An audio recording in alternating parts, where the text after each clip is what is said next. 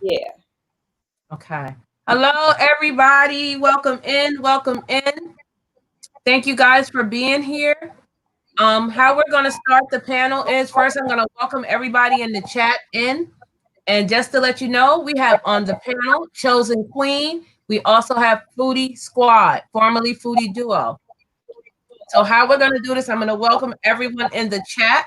We're going to talk about autoimmune diseases, whether you have one or know someone with it. And then I'm going to just give some more information on what autoimmunes are and how they react. So give me one moment. We have Jay Love always in the building. Hello, welcome in.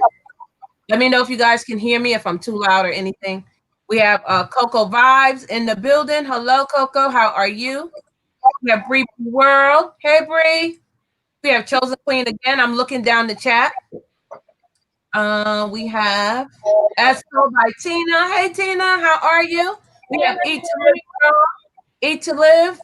I'm dropping the link for you, sis. Come on up.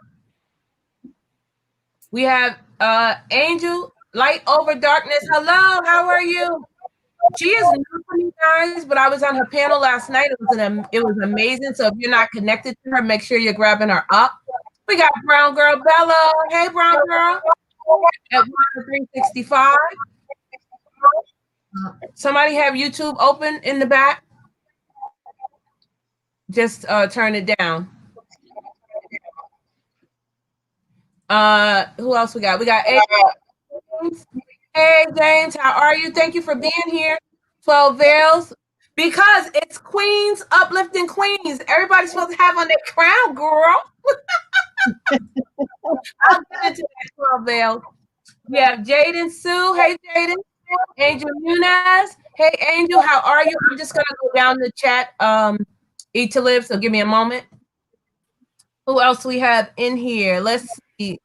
Jaden, this is not Foodie live, so you have to wait until you get back on her live. Who else we have in here? So you have to wait. Jaden, this is not Foodie. You have to wait on YouTube. Just turn it down in the background. I hear echo. Jaden, this is not Foodie. Do you have on YouTube in the back? It's not me. Okay, yep, I think she got it. We got Yoga with Mo. Hey, Yoga, how are you? Thank you for being here. We have Daddy Days in the building. Hello, thank you guys. We have 14 in the building already. You guys are amazing. Thank you for being here. Hello, Hood Girl to the Hood. Hey, boo. How are you? We got Tiffany Chanel. Hello, dear. How are you? We have Living Water with Sister Glenda. Hey, that is 12 Veils Mama. Hi, Mama.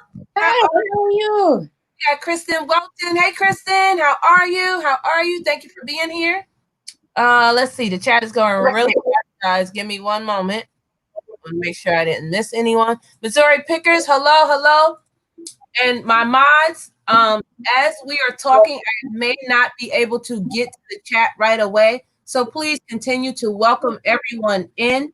And if I have not called your name, please excuse me, but we're just trying to get started with the live because we have quite a few people on the panel. I see Keely in the building. Keely, I'm dropping the link, babe. Come on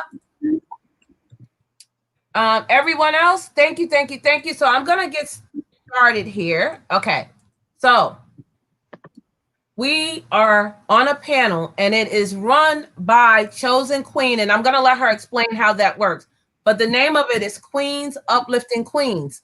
So, of course, kings are also invited. But right now we're talking about Queens Uplifting Queens, meaning we're going to help each other to thrive. We're going to if you see my crown is crooked, please let me know so I can straighten it. You know, you got to be there to help uplift your sister and push her on her way. We are here to spread love.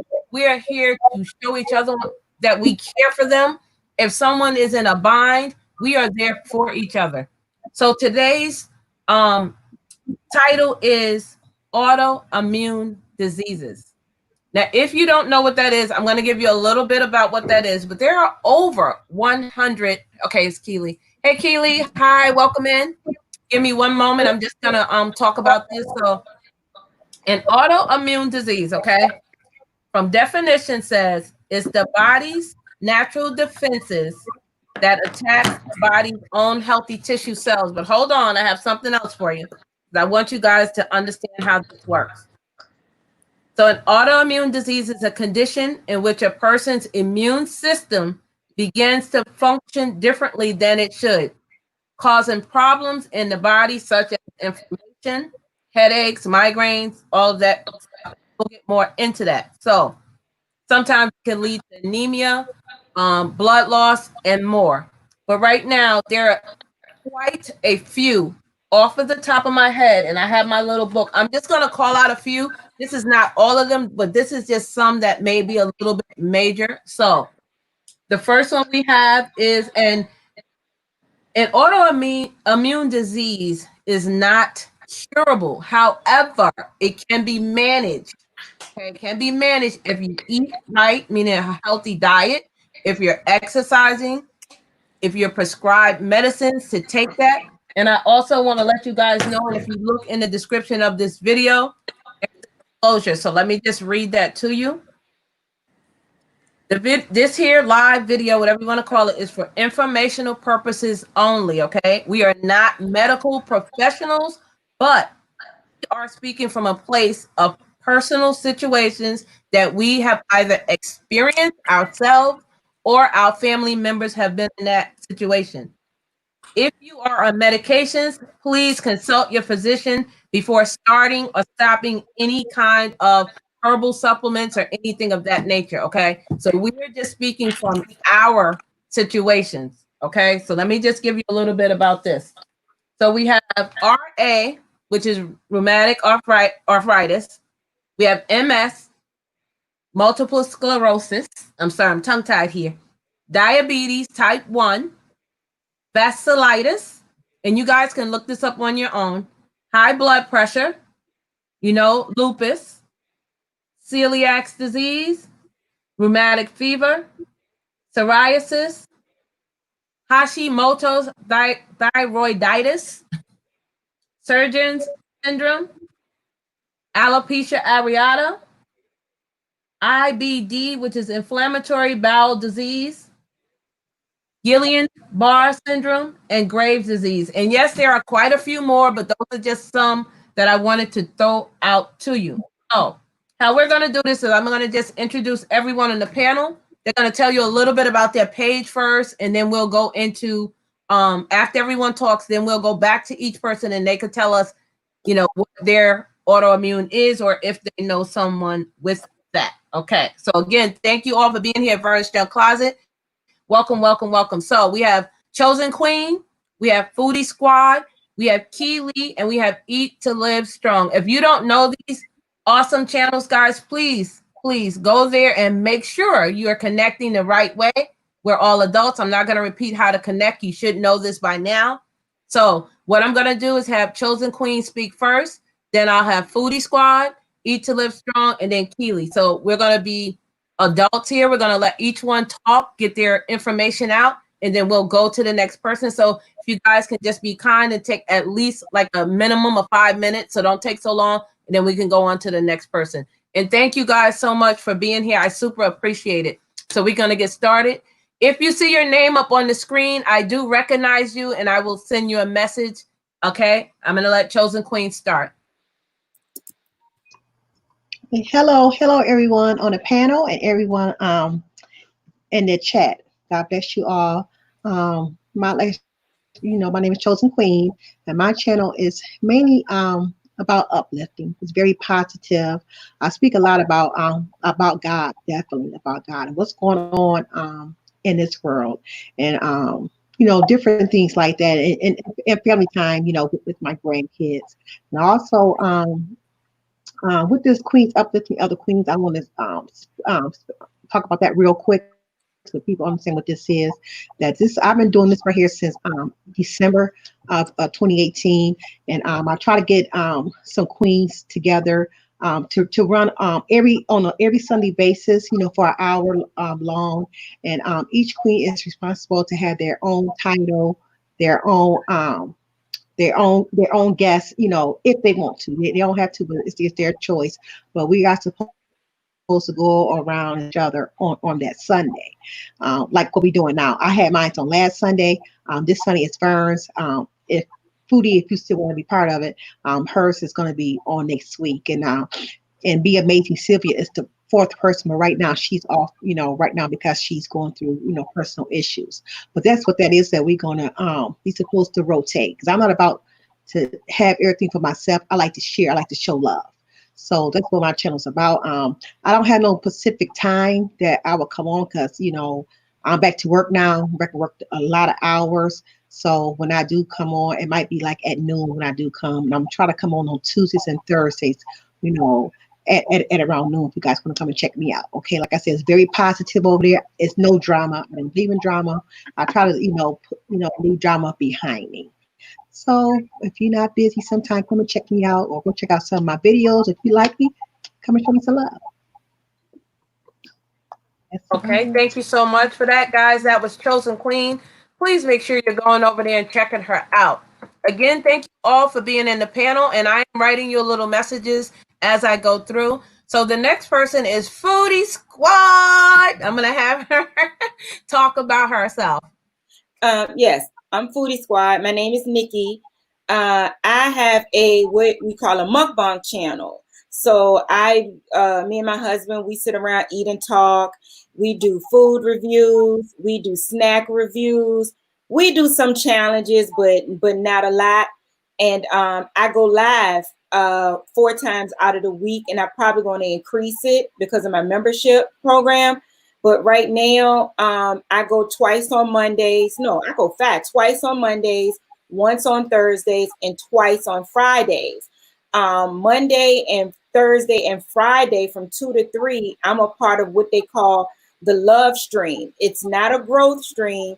It's a love stream where we're just trying to connect our communities, connect channels. You want to meet somebody, get to know a person. You can learn things like you learn on Vern's Junk Closet. I tell people all the time, Vern is a wealth of knowledge. Get with her, right? Get with her, And so we learn from each other, and we just help each other out. And then on Monday nights, I do a thing called Mellow Monday, where we just relax. We have a good time, sitting around and talking. The mood is really nice, real relaxing. I do play some music. And then on Friday nights is the party night. That's the Red Cup night. And that's when we really have a good time. And, whatever happened at the Red Cup, stay at the Red Cup. So that's it.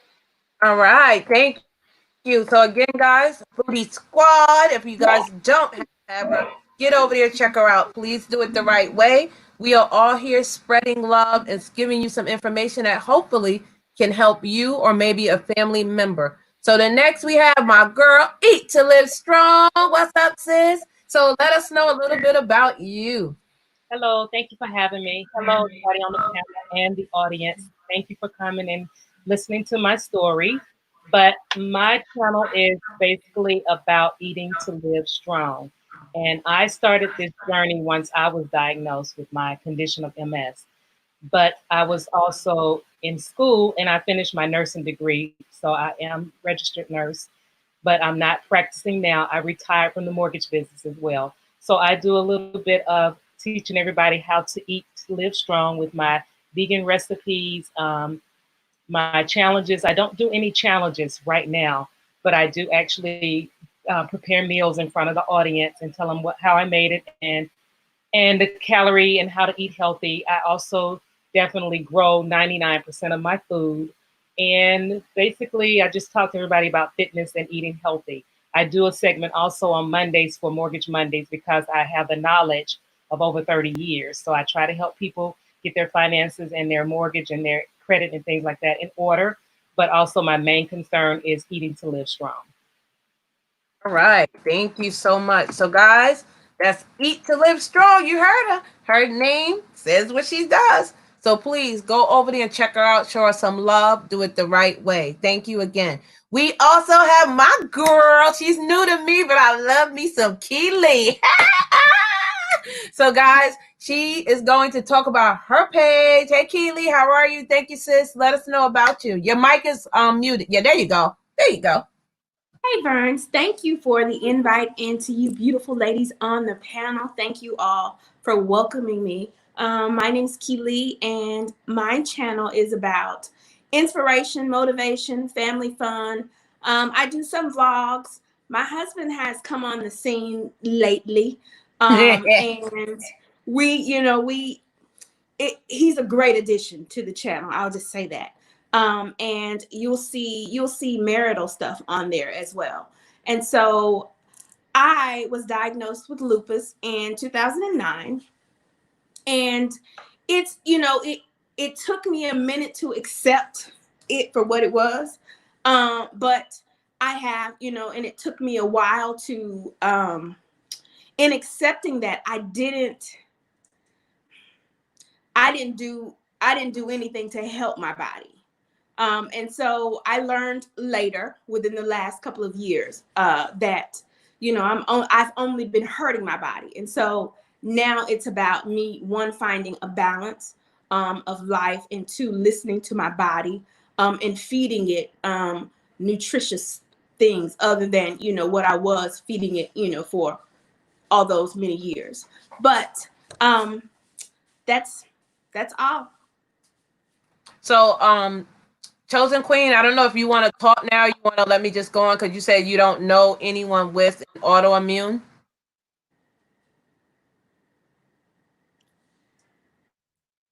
Chosen Queen, do you want me to just go on? Okay. So Foodie, Yes, Foodie, I'm gonna let you go on. So tell us your journey, guys. They're gonna each tell us what autoimmune they have, and then they'll tell us what they're doing and maybe how they got diagnosed, and they'll just tell us a little bit about what they're going through, and then I'll come in last and I'll tell you about my journey. So I'm gonna have Foodie Squad tell us about her autoimmune and her journey. I have MS. Well, hey everybody, look, I forgot to speak, but I have MS, which is multiple sclerosis. It took a while for me to get diagnosed. One, because I thought what was going on was something completely different than what was going on. Years ago, I think it was 2012. I had a torn disc that was pressing on a nerve, and they had to go in through the front of my neck and take that disc out and replace it with like a little cadaver piece. So I was having nerve pain coming across my chest and down my arm. So you fast forward to 2014, and I'm having this on and off nerve pain.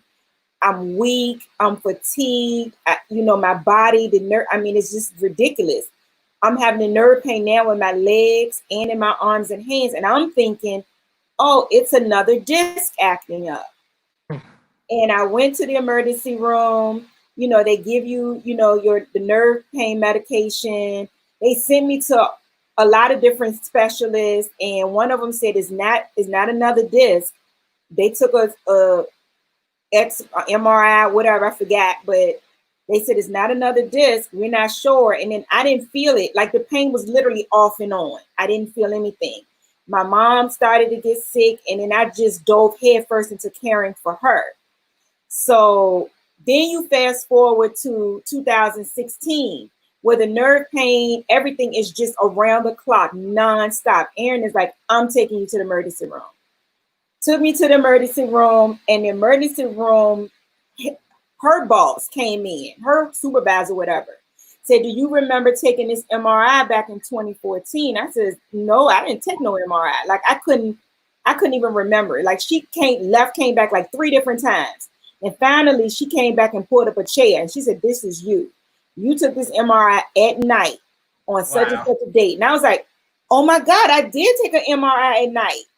Because I like to go at night when ain't nobody there to avoid people. But that's just me. To avoid a lot of people. So I understand. I said, oh my God, this is me. She said, you have a form of demyelination and you need to see a neurologist ASAP. And anybody knows me, I be on Google. What you mean demyelination? What okay. So, I'm looking up. I said, oh my God, it's like 3 different types of demyelination, and one of them was MS. got with a neurologist. He's not my neurologist now. We didn't have a good relationship. Instead of immediately addressing with the MRI said, he sent me to all of these different specialists. Now, I'm not saying I did not need to see all of these specialists, because some of them I did. It was just one of them. She explained to me, she says, no, you have multiple things going on, because I ended up having to have carpal tunnel surgery and orbital tunnel surgery to get, so I could have some feeling again in my arms and hands, because they were numb. And she said, you do have multiple things going on, but he still needs to be addressing the demyelination. She says, now that's not my field, so I can't say which form it is. He has to make that. So for a whole year, he had me in pain, not giving me enough medication to help the pain. And then finally he says to me, well, I can't really diagnose you, so I'm going to transfer you to an MS specialist. I said, you're not an MS specialist? He says, no. I said, well, what we've been doing this whole year? Like, you know, I'm not going to say everything I said, but I just know I went left. And I had to take Erin with me the next time, because the MS specialist is who my neurologist is now. Mm-hmm. And she immediately diagnosed me. She said, I'm not sure why he didn't give you more pain medication. She said, I can look at the MRI and I can clearly tell that you're in pain. And I've been rocking and rolling with her ever since. I just had another MRI to determine how far my MS has advanced, because it has advanced. So I'm waiting to talk to her sometime this upcoming week to find that out. But just to give people an understanding about MS is basically when the myelin sheath that's wrapped around the nerve, it's a myelin sheath that protects that nerve. When that myelin sheath starts to disintegrate, that nerve becomes exposed. And just like an exposed nerve in your tooth, that hurts. It's kind of like the same thing. It's extremely excruciating. And when the myelin sheath disintegrates and doesn't protect that nerve, not only is it excruciating pain, but that nerve does not properly send the signal to wherever it's supposed to send the signal to. So where the myelin sheath has disintegrated in the nerves in my brain, it affects my eyesight, it affects my hands and my arms, it affects my legs. So sometimes I have trouble writing, I have trouble typing, scrambling eggs, tying my shoes. I went from wearing no glasses to bifocals like that. And my prescription has to constantly be readjusted. So and I think where people get it confused is they expect every MS patient to have the same symptoms. And we absolutely do not, only because the nerves are exposed in different parts of our brain. Like Eat to Live has MS. If you were to look at both of we did a brain MRI, you would see these little white spots. I call them white spaces. And, you know, some people call them lesions. Where hers is exposed in her brain is completely different from where it's exposed in my brain. So her symptoms, or where she's feeling the pain, or where she's not functioning properly, is because the MS is in the myelin sheath has disintegrated on a different nerve than mine. And so that's what I wanted to get up here and just to convey to people, because a lot of times people have a really huge misunderstanding about MS and how it works. And just because you see one person in a wheelchair and one person walking does not mean that's right. That the person walking is not suffering. They just, their legs have not been affected like the other person. But other parts of them could be. Some people lose their ability to chew or talk. You know, it's crazy. But I just wanted to say that, and that's my little story. Thank you so much. That was Foodie Squad, guys. Kristen Welton came up on the panel, but before I get to Kristen, I want to say this.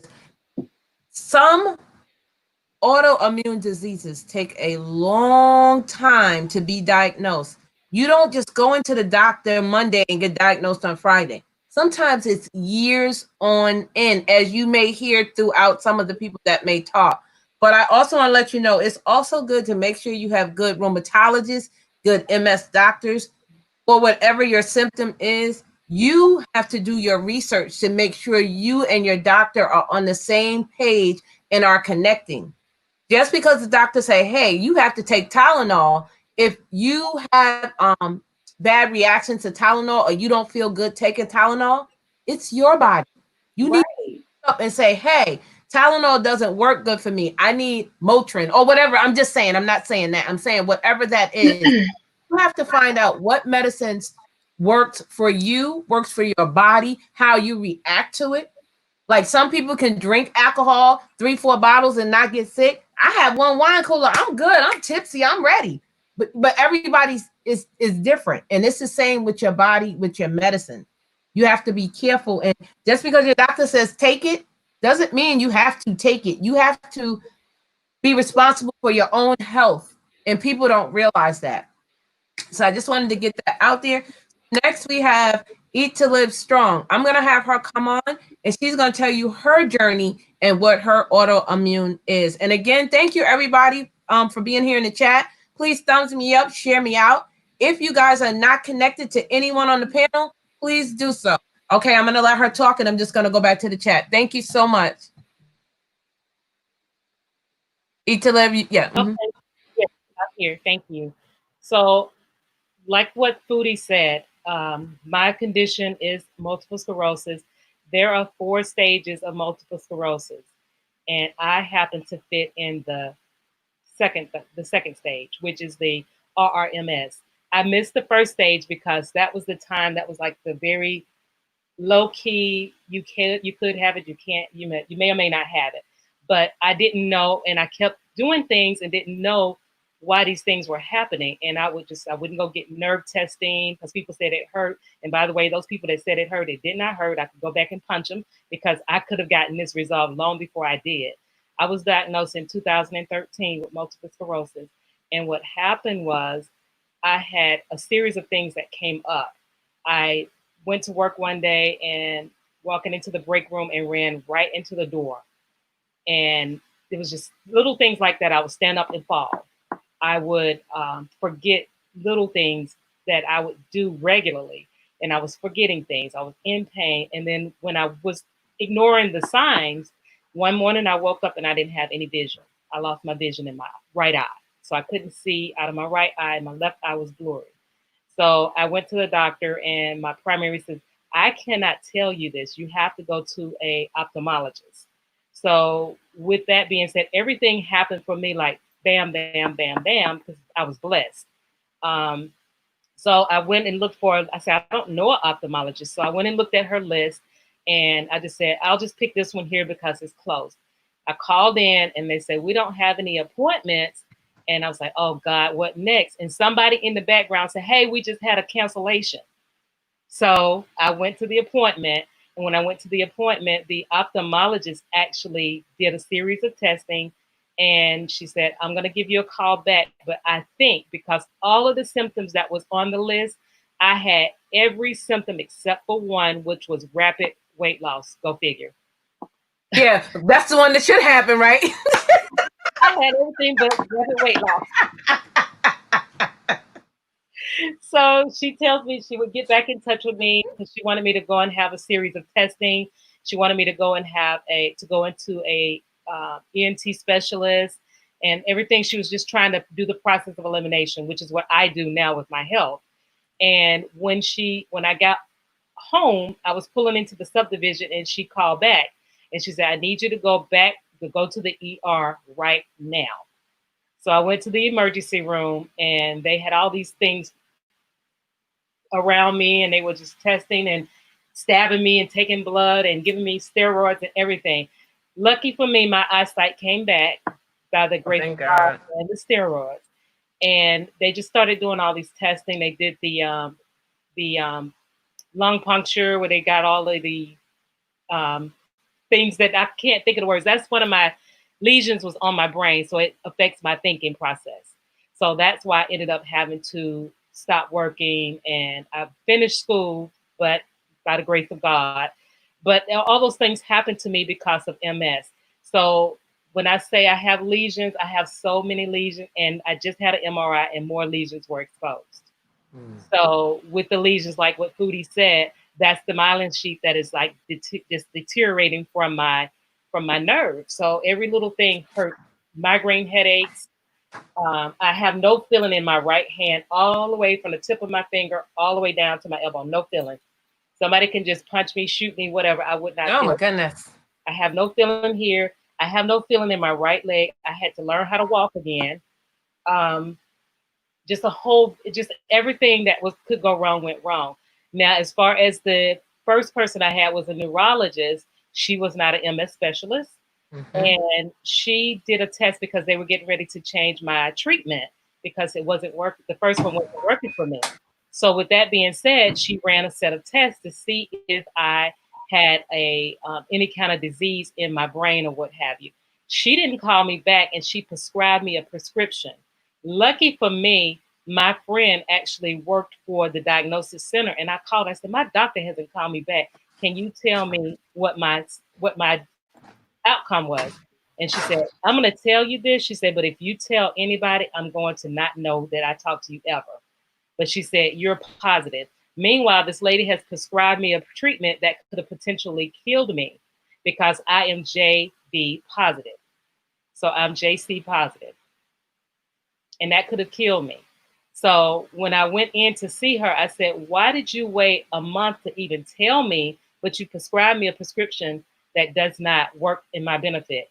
So with that being said, I left her and I went looking for a different neurologist that was MS specialist. And I was going to go to the Shepherd Center here in Atlanta, but their waiting list was so long. And I ended up going to Emory University, and I got the top neurologist in the nation. God save me. He's the best. So with that being said, the symptoms, fatigue, everything on that list except for rapid weight loss, I had them.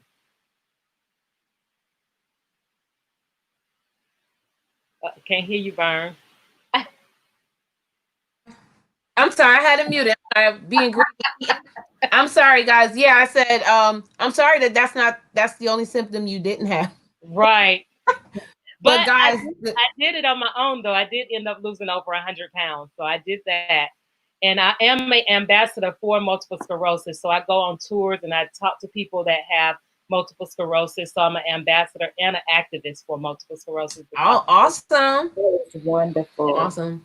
Thank you. Before I get to the next guest, again, I want to say welcome in and thank you everyone that's coming in. I see a couple of new names and I do want to acknowledge Beverly Palmer. Thank you for being here. I see the Fruitful Wife. Hello, sis. How are you? Thank you for coming in. I was answering some of you guys' questions as you go down. So on the panel, if they're talking to you, you are more than happy to respond to them. Angel Lives. I'm going to have her come up after Kristen talks because she is a panelist. So I'm going to have her come on. Angel Light Over Darkness 33. Thank you for being here. The Life of Cleo. Thank you so much. Guys, yes. The good thing. No, well, it's not a good thing, but a good thing about having an autoimmune, you have to have a good attitude.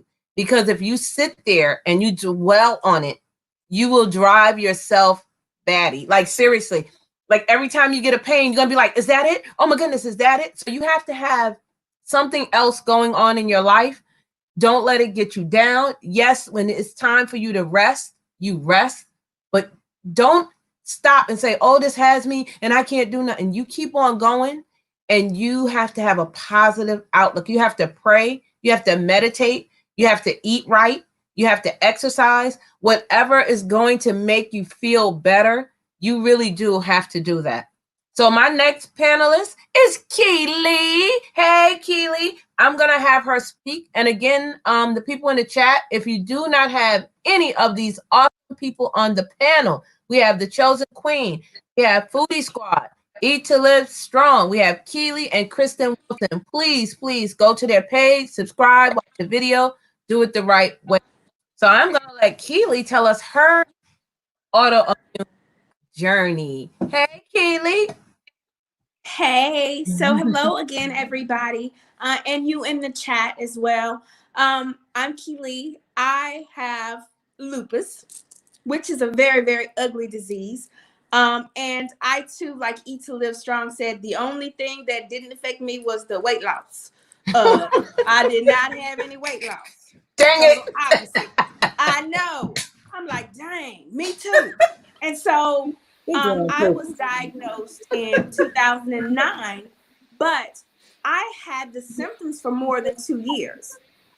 I went through a point where I started losing my hair, and they thought it was something else. And it got to a point to where I was barely moving. I could no longer lift my leg to even get in the shower. My husband had to carry me sometimes to the restroom because I couldn't walk. And so I would go back and forth to the ER, to the doctor, for 2.5 years. And so finally, one night, it literally hurt me to turn over in the bed. I was in tears. And I got up that morning and it felt like I had run a marathon. I could not go up the stairs by myself. And so I immediately called my doctor. They had me to come in immediately. They tested me for the flu and told me that's what it was, and sent me home. This was on a Thursday. Well, that following Tuesday, I was still not better at all. And so they called me back in. They did some testing. A few days later, I'm a lupus patient. They immediately started me on steroid injections and a prednisone regimen. And for those who are not familiar with lupus, lupus affects, there are actually a few different kinds of lupus. I have the SLE, which affects my entire body from head to toe. I also have alopecia. So if my hair was cut short, you might see a bald spot here and there from time to time because I would lose my hair. And so it affects your joints, your muscles. I would get sores in my mouth. I would get rashes on my skin from sun exposure. And I've already told you that sometimes I couldn't walk. I had to stop going to school because I could no longer drive. I could no longer lift my right foot to drive. And so I ended up quitting school for that reason. But life, you learn. I learned to deal with it after the fact. It did take me a while. And so I was on the regimen of both the injection and the prednisone regimen. I gained 54 pounds. And so I was like, okay, if I keep gaining weight, it's going to cause more health problems. So I opted out of both prednisone, the injection, and the oral. So I did the Benlysta. Benlysta is a form of chemo. I did that for a whole year. It did help. YouTubers, it did help. But I'm going to get me crying. It would just make me sick. And so my doctor wanted to see how I would do without the Benlysta. And so we stopped the Benlysta. We started back on another regimen of Plaquenil and an increased dosage of Plaquenil, muscle relaxers, you name it. I was taking it. And so even after that, my numbers were still through the roof. And they couldn't figure out why. And there was always inflammation. I'm always swollen. And still, even now, there's always inflammation in my body. I'm always inflamed.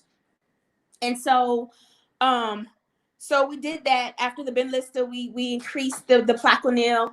After that stopped working, it started to affect my eyes. And so I took a break from the Plaquenil. And then, once everything started,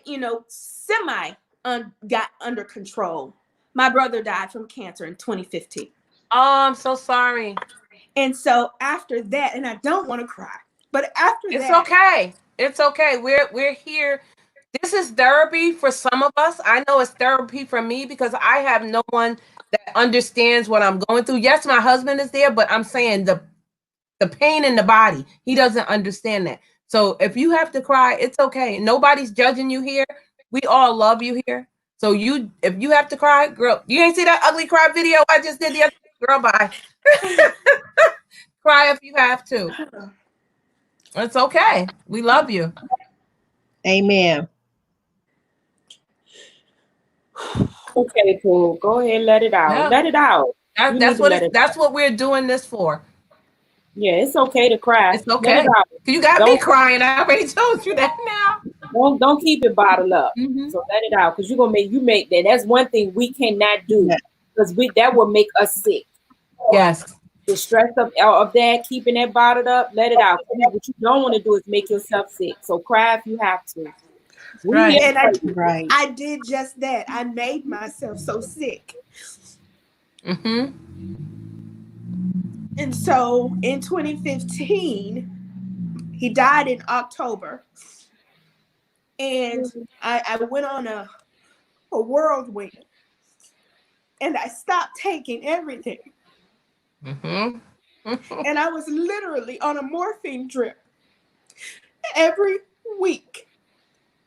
That was the only thing that would stop my pain.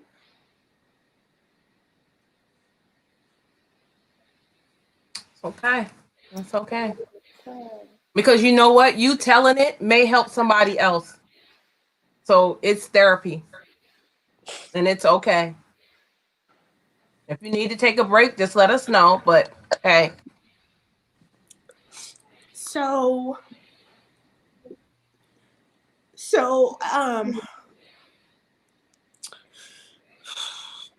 and then after I started to get myself together, my son went to prison. And then I went into another reel.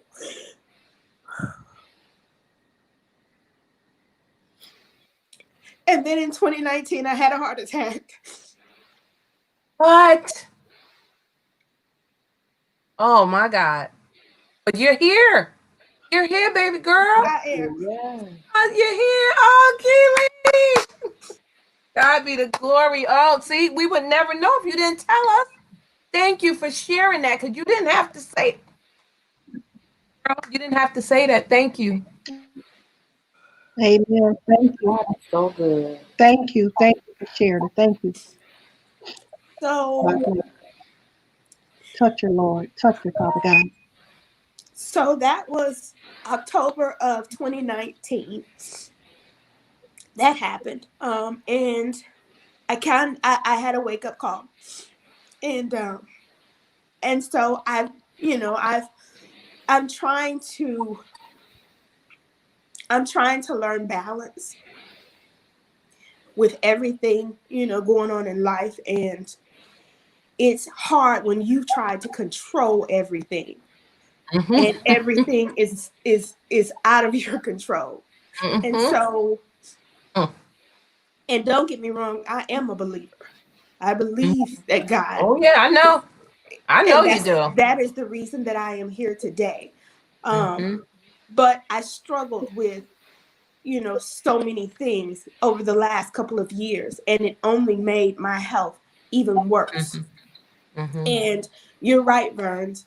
If you've not experienced an autoimmune or something painful like us ladies are dealing with on this panel, it's some days your body is racking with pain, and there is nothing you can do. There is nothing my husband can do. And the only thing that I have done is call on the name of Jesus. Only one, yes. And he has been my strength. Yes. I am finding a balance. I'm doing very well in finding the balance. I'm learning to listen to my body. And now I'm just learning this in this last year, how to listen to my body, because I've always been, if I don't do it, it won't get done. And Girl, why you talking about me? That is my ask my husband. I always say, if I don't do it, it ain't gonna get done. Yeah. Girl. And that's how I thought.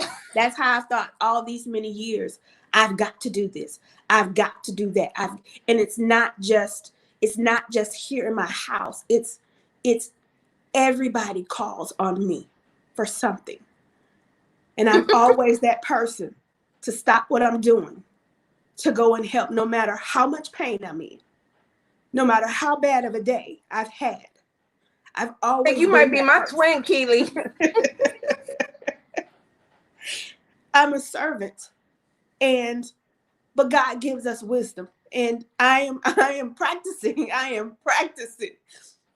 that wisdom over the last several months. I am doing well at learning balance, and I have been listening to my body, and so I feel myself coming back. A lot of times people say, well, you don't look like you're sick. You don't look like you have lupus. Don't get on that. Please don't start that. It doesn't define me.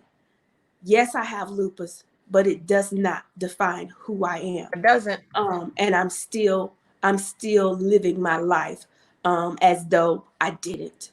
And so thank you all for allowing me to share. So thank you for sharing. It's awesome, because you never know. Someone may be going through something. Someone may be getting diagnosed next week, in 2 weeks, in a month. And then they can say, oh, wow, I heard that on that panel. So thank you for being open. Thank you for sharing that, because you didn't. Because you know me, I'm an open book. I just say it because, hey, what you going to do? You get mad because I have lupus, don't want to be my friend? Okay, it's nothing I can do. But I'm going to let you know. So thank you, Keely. I really, really appreciate that. And again, to all in the chat, thank you, thank you, thank you. I did see you come in. I tried to send you a message. Denise Watson says what's on my mind. McKay, Jasmine. If I did not speak to you, please forgive me. But thank you all for being supportive. I see you are writing stuff as Keely was talking. Thank you so much. Again, if you're not connected to any of these awesome women, please do so. And Angel Lives, if you're in the chat, please get ready. I'm going to let Kristen talk and say what about her autoimmune, and then I'm going to bring you up after. So we have Kristen Welton on the panel. Hey, Kristen. Am I saying it right? Is it Kristen or Kirsten? Yeah. It's Kristen. Yeah, it's Kristen. Okay. Hi, everyone. How are you? Thank you for being here. Thank you for having me. Kristen. Hi. So I feel like I'm an AA meeting here. Hi, my name is Kristen, and I have Welcome, Kristen. So it's not that it's a recent diagnosis. I was diagnosed in 2015. I was diagnosed actually really, really fast because I had a bladder infection, and I don't like taking pills. I like doing things as naturally as possible. So I was doing apple cider vinegar and cranberry pills, and the symptoms went away. But when they came back with a vengeance. And the next thing I know, I was out shopping with my best friend, getting stuff for her wedding. And all of a sudden, like my pelvis, it was so much pain. So she said, oh, I'll just take you to the doctor. So we went to my doctor, and yeah, it's a bladder infection, and gave me cefprozil. And within a couple days, I noticed that I was having some weird symptoms, and I thought it was the antibiotic. So I went back to my doctor, but it's a group of doctors together. So I didn't get to see my doctor, who I love. And this doctor said, oh, wait, no, I did go back to my doctor. Yes, I went back to my original doctor. And he said, it's not the pills. There's something else going on. So I'm going to schedule an MRI. And I'm like, okay, that's a little harsh to jump to an MRI so fast. He said, yeah, it's just the way that your symptoms are presenting. You know what, just for poops and giggles, let's get you tested for stuff. Okay, but what do you think this could be? And he's like, Kristen, I know you. You will automatically go to Google and Wikipedia and doctor it yourself. And he said, don't do it. And I'm like, well, what do you think? He's like, okay, there is a possibility it could be MS, but I'm not a specialist. I can't diagnose you, but let's just rule it out. All right, let's rule it out. Let's do it. So I was supposed to stay on the antibiotics. I stayed on the antibiotics. And then next thing I know, like my legs are getting weak. And then I noticed that whenever I went shopping, I couldn't push a grocery cart. It felt like I couldn't control it. Wow. And I could walk beside it, but I couldn't push it. And I thought that was really weird. And then I started walking weird. People actually looked at me. I had one person, and I'm not lying, go like this, thinking I was drunk. Oh, And that wow. was the most humiliating feeling because I was with my daughter at the time. And for one thing, I don't drink excessively, and I especially don't drink and drive. So, like, that was really painful and hurtful. And I'm an executive director for Epilepsy Niagara. So right then and there, I could absolutely empathize with every single one of my clients when they say when they have a seizure afterwards, people think that they are drunk. I completely got it, and I could really understand the humiliation of it. So, and then things started getting worse. So I went back to my family doctor's practice, saw a different doctor, and when I'm sitting down, everything is fine. But when I stand up, everything goes wrong. So when I went to see this other doctor, who I'm not a big fan of right now, he told me that there was nothing neurologically wrong with me. He tested my reflexes and said I was fine. And I said, but I can't walk. And his words were, you can walk. You just don't want to. Wow. So he said it was all in my head, and he made me self-doubt myself and think that I was crazy. So I went home, I was humiliated, I was upset, and then within a couple days, I fell over for no reason. I was just bending over, picking up some books, and I fell over. And then a few days after that, I fell down my stairs. So I went back to the family practice and saw a different doctor. And this doctor, she was absolutely incredible. And she looks at me and she says, why the hell didn't you go to the ER? Why would I go to the ER? I was told it was all in my head. And she's like, no, it's not. And in fact, the other doctor said he was going to cancel my MRI because there was nothing wrong with me, which he had no right to do. So this doctor said, no, you have to get to the ER. Like you have an ataxic gait. This is dangerous. And she's like, I can't, like, she's like, your reflexes are fine when you're sitting down. I can drive. I have full mobility. Everything's fine. But when I stood up, I couldn't walk in a straight line. I couldn't push a grocery cart. And my walk was funny. I couldn't walk on tiptoes. I couldn't walk backwards. And so I went to the ER, and they did a CAT scan, and by the end of the night before I left, they said, the emergency room doctor said that he was 98% positive that I had MS, but it had to be confirmed with an MRI the next day. So I went back the next day for my MRI at 5 a.m. And that's how I met my neurologist, who was absolutely incredible. And he said, yeah, he's like, you have a family of lesions on your frontal lobe, and we actually have to admit you into the hospital. We think that you're probably going to have to be here for a few weeks. And they had to put me on an aggressive prednisone thing. So that was fun.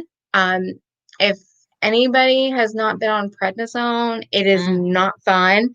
I was on 1,000 milligrams per day for 5 days, and that stuff is evil. It completely changed my personality. From 1 minute I'd be fine in my normal self, and the wind could blow the wrong way, and I'm swearing and mean and hateful. It's awful. And then it stops. It happens in a snap. It's the worst feeling. It's unpredictable. But I was walking in 3 days. At this point, I couldn't even sit up for very long. My core was so weak that I kept slumping down. but they released me in a couple days. But I did need a physiotherapist for 2 weeks so that I could learn how to walk and use the muscles in my legs correctly again, because it's almost like muscle memory completely disappeared. And then that helped me and I was back to normal.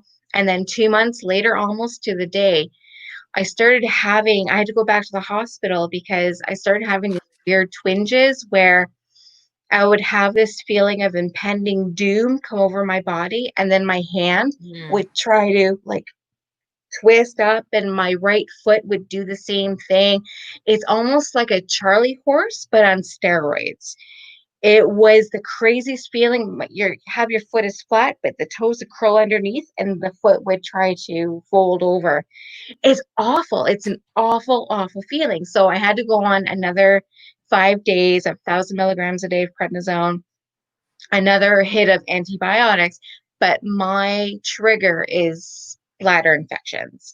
So I have a stash of pee bottles that my doctor just gives me. And whenever I think I have an infection, I just pee and drop it off at the lab so they can get me on antibiotics right away.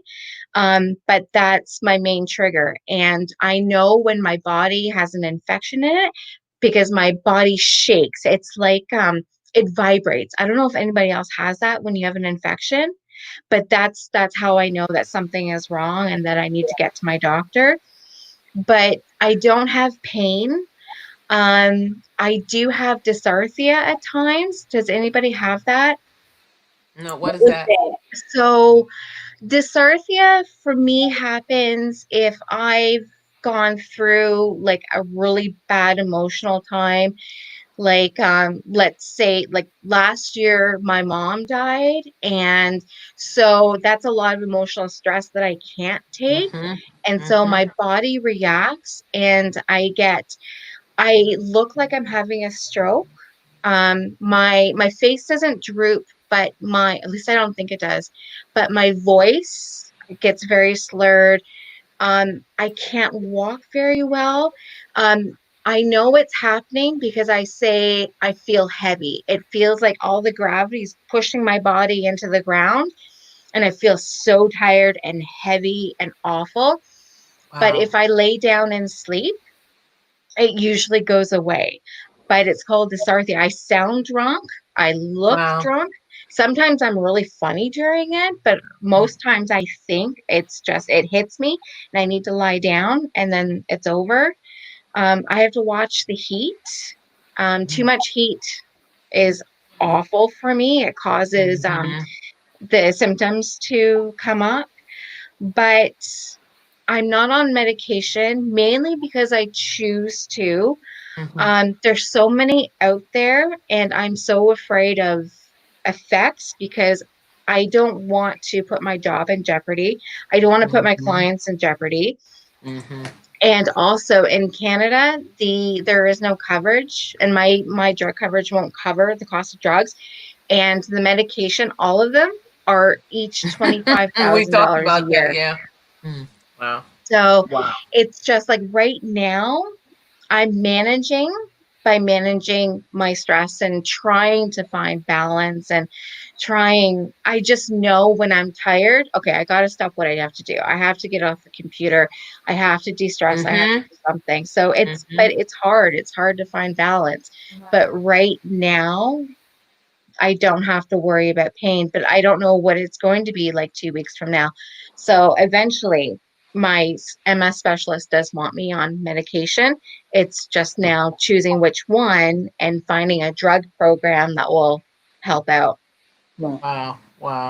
Well, let us know about your page when you come on, when you go live, so we can support you also on that. Thank you.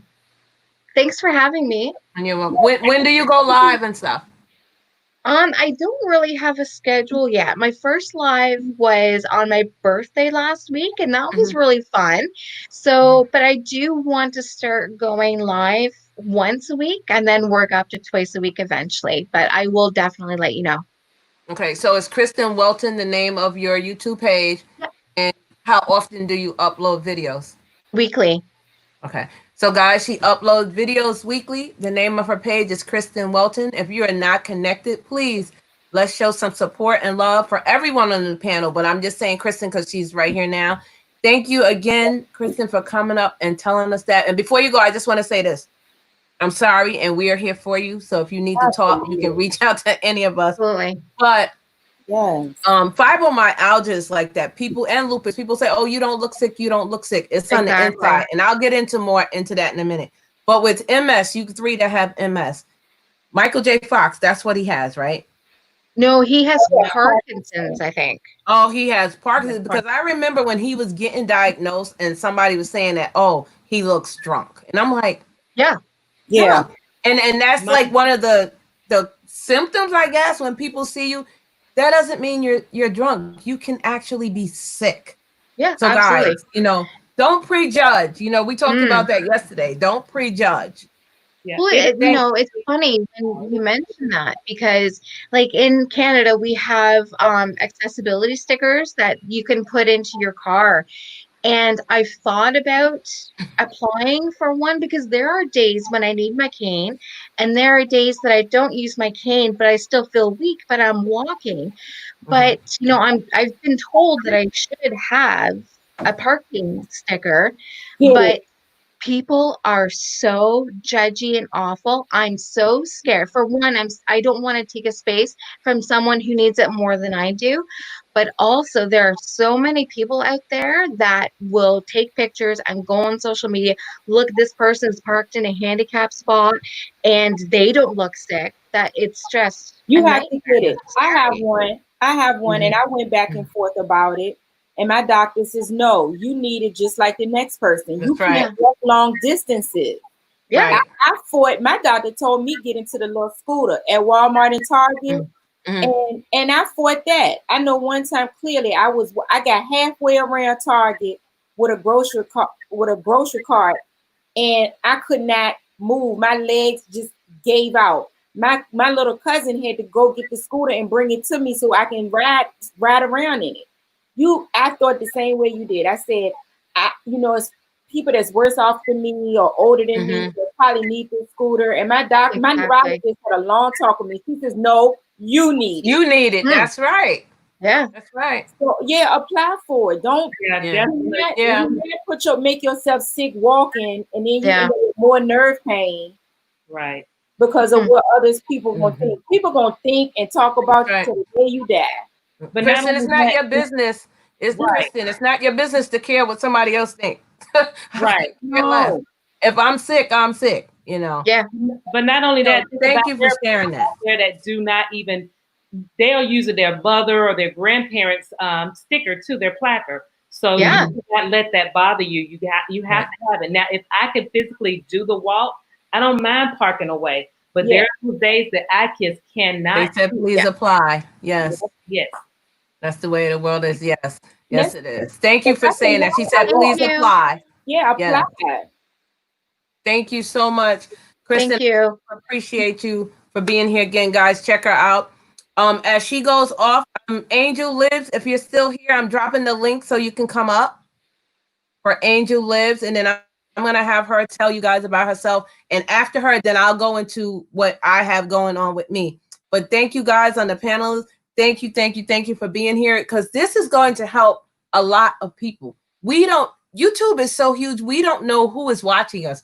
This may be helping someone. You never know. I have had so many people, even on Facebook, come to me and say, oh, I saw your video and that helped me. And I'm like, oh, especially my adoption video. Who knew? And so, it will help somebody in the long run. So let's think on it on a positive level. And if you guys are looking in the chat, everybody's agreeing with us, saying that, yep, I have a handicap parking pass.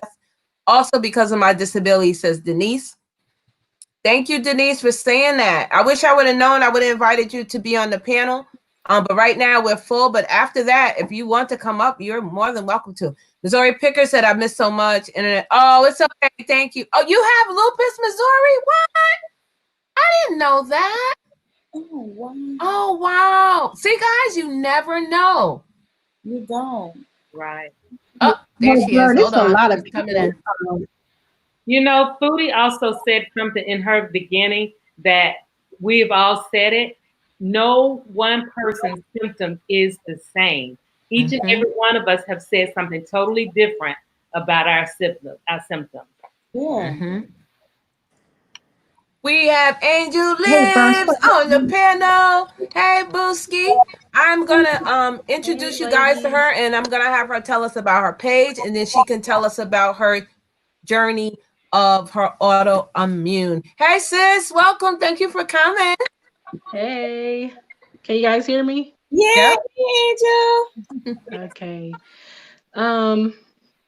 So you want me to tell you about my channel, you said? Yeah, just tell us a little bit about it, like when you go live, what you do, and then tell us about your autoimmune. If you want. If you don't want to, that's fine. No, it's okay.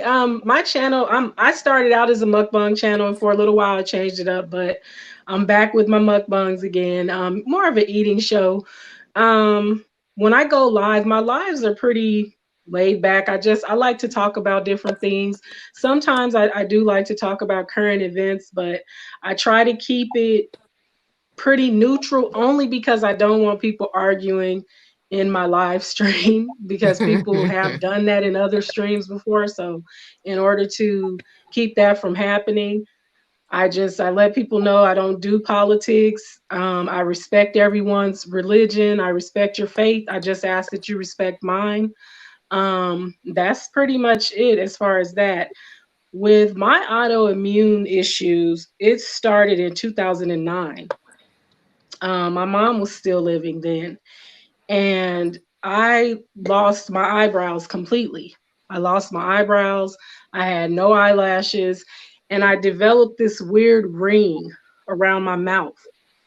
And my skin was so dry, no amount of oil, cream, shea butter, Crisco, nothing would bring moisture back to my skin. And I didn't feel good. Like I felt exhausted all the time. And so my mom kept telling me, you need to go to the doctor. Something is wrong. And she said to me, have you looked in the mirror? Your eyebrows are gone. And I had this scaliness around my eyes, like my eyelids, and it looked like I had two black eyes. And I was like, wow, I do look, something is going on. So I went to my doctor and they sent me to have all this blood work done. I mean, I had so much blood work done that I was thinking, okay, am I going to have any blood left after they're done with all of these tests? Because it was just so much. Well, once the tests started coming in, the doctor was concerned. At the time, I had a female primary care doctor. And she said, well, my concern is leukemia. She said, I feel that with your SAD rate, I feel that you could have leukemia. So you need to go to a cancer and blood specialist. So they sent me to it's a comprehensive cancer center here in Las Vegas. So I went there, and of course he did more blood work because he wanted to order different tests. So once those tests came back, he said to me, you don't have leukemia, but you are severely anemic. And he said, I don't, he said for me as a physician, I don't recommend blood transfusions for everyone. He said, what I want to recommend for you is Vinifer. So I had to go weekly to get these infusions in order to bring my iron back. And I had to do that for 6 weeks. Well, after that, I was still having some issues. Like my energy was so low. Of course, my hair was continuing to fall out. I had patches all over my head. And it was like, something is wrong. Like there's something very, very wrong. And then I thought, okay, well, it could be from relaxing my hair. I thought, okay, well, maybe my hair is falling out from the relaxers. So I'll stop that and see if that helps. Well, it didn't. I was still losing handfuls of hair every day, like not just like a little bit of shedding. It was like handfuls of hair. So he said, well, I want you to go to a kidney specialist. So he sent me to a kidney specialist. Well, I went to the kidney specialist. They ran all the tests. I had to do the 24-hour urine collection. so they can test your urine for protein. Well, it turns out I have kidney disease. And I had no idea that I had kidney disease and that it was affecting everything in my body. Like I had zero energy. I felt horrible. I could literally sleep all day and but I should have known something was wrong because in the course of a day, I would urinate maybe twice. Wow. And I was swelling. Like the swelling was it was crazy. My hands would swell, my ankles would swell. It was horrible. The swelling was absolutely horrible. And he said, well, when I went to the kidney specialist, he said, well, here's what you're going to need to do. He said, you're young. I don't want to put you on dialysis. Oh my He said, God. but you have to do something to reverse this. And he said, you can improve your kidney function, but you're going to have to make some major changes. Mm-hmm. And he said, one of the changes I want you to really try, cut back on your sodium and cut out red meat. Well, that was hard. that was hard, y'all. That wasn't easy because it's like one of those, it's a mind thing. When somebody tells you you can't have something or you shouldn't have something, it's like that's all you want. No, that hamburger was like, what? Exactly. So it was just, yeah. So my autoimmune disease is kidney disease. And so I did cut back on the red meat. I cut back on it a lot. I actually cut it out for a while. I was mostly just doing chicken and fish. And every once in a while we would have pork, but not a lot because my mother had severe high blood pressure. So we weren't on like a high pork diet, but it was just one of those things that I had to do in order to improve my kidney function. So every year I have to have the testing done to see where my kidney function is. And so far, I'm still within the 70 to 75% function range. So I'm not where I'm needing dialysis. So that's really why within the last month or so, I've started to eat a little better, try to eat a little cleaner. I've added a lot of supplements to my daily routine to try and just to try and keep any of this from progressing. Because I do have asthma and I do suffer from migraines, which I've suffered from migraines since I was 15. So all these things, like you all were saying, when people look at you, they don't feel like you're sick because we don't look sick. Partly because we take care of ourselves and, we do things to make ourselves feel better daily. And that's really, it's important to have a positive attitude because you just never know. And I have actually been tested for MS and the doctor mentioned fibromyalgia, of course, but I said, you know what, I'm all right. Whatever pain I have, I'm just going to have to deal with it because I don't like to take medicine. And I do have high blood pressure and I take one pill a day, which is one too many. But, for me, it's just all about trying to do things to get healthy and not have to deal with all this stuff because we're always going to have something going on, but it's all about how we handle it. Thank you. So that is Angel Liv, guys. If you're not connected to her, make sure you're going to her page, checking her out. She is hilarious. She's not crazy like I am. She's laid, but she's funny. Believe me, you'll still be laughing. I know I laugh. I laugh all the time when I come over there. So check her out, guys. So thank you again. If you have an autoimmune or you know someone and you want to be on the panel, just click that link. But before someone comes up again, thank you all for being here on the panel. Chosen Queen is in the chat. Thank you, sis. I appreciate you. So I'm going to just tell you guys a little bit about me. Some of you may know, some of you may not know. Okay. So you guys know I was adopted at birth. My mom passed away giving birth to me, so I don't know my family. So I was adopted into a wonderful family, which I did not know I was adopted until I was grown, married, out the house. So growing up, I never knew any different. Okay. So I had to say that to get you to this point. So when I was about 4, I was getting ready to go into, I guess, pre-K. And I guess I got sick. And this is a story I was told, that I had a fever so high. And back in the olden days, that's all I'm going to say. Y'all don't need to know my age. Back in the old days, they didn't use the thermometers that they use now. They used the ones with the mercury, with the little red tip at the end. Well, I guess my temperature was so high, it broke it.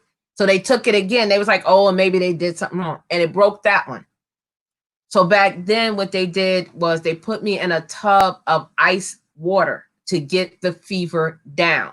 Now, mind you, when I was born, I was really, really little. I guess, I don't know, I guess preemie, because they said I used to sleep in a drawer. But you got to remember, this is back in the days, guys. This is not now. And once they got my temperature down, they couldn't get a vein. So they had to put the vein in my, the IV in my foot. I still have that mark on my foot to today, because back then they cut your ankle to put in an IV. So that's what they did. Come to find out, I had rheumatic fever. So back in the 60s and 70s, rheumatic fever was bad. It was worse than, it was really, really bad. So I lost all my hair, like skin, hair on all of the body. And I used to have to wear a wig when I was in kindergarten. Well, I didn't know what a wig was, but I had to wear a wig because I literally had no hair. So as I grew up, everything was going good. And then I had a heart murmur. I remember coming home from school one day and I just fell. And I was like, I don't know. So I must let me take you to the doctor. Maybe it's growing pains. And come to find out that it was part of the rheumatic fever, I guess is what they were saying. But I wound up having a stroke at 9 years old. Mouth twisted for everything at 9 years old. So I don't know what's going on. I'm a child, but all of this is from the rheumatic fever, from the stroke. I'm a kid. I want to play. So then I had the chicken pox. I had it really bad, like skin bad. After I got married and had my children, I had chicken pox again as an adult. Now, you know the old saying, you can't get chicken pox twice. Well, that's a lie. I had it twice. And the second time was worse than the first. Because remember, now I'm getting it from children. Now I'm sick, but I'm not thinking I'm sick. So about 2011, so from 20, let me take it back. From 2003 until 2011, I had long, beautiful dreadlocks. Girl, I loved my dreadlocks. Well, I was having these migraines, not headaches. I didn't have a headache. I never had a headache. I had a migraine, meaning I would have to cut the lights off. I couldn't even go to work. Like I literally, my head would not get off of the pillow. Okay, so now they don't know what's going on. They're taking MRIs and CAT scans. Well, come to find out, I can't do MRIs, the ones that you go in that's enclosed, because I guess I get panic attacks. Because they didn't put me in the donut one. They put me in the one. Yeah, well, I didn't know. I'm like, oh, okay. Girl, no. I had to press that button. Okay, crying, screaming, yelling. So come to find out, I was diagnosed with lupus. I'm like Keely. I have the SLE. But when I tell people I'm sick, same thing. You don't look sick. Well, I am. Inside is on fire, like burning. That inflammation is no joke. I don't have the lupus that you get the raccoons. Now, when I get tired, I'll get that. But, some people actually have that like forever. I have the one that's inside. It affects your organs, your heart, your lungs, your kidneys.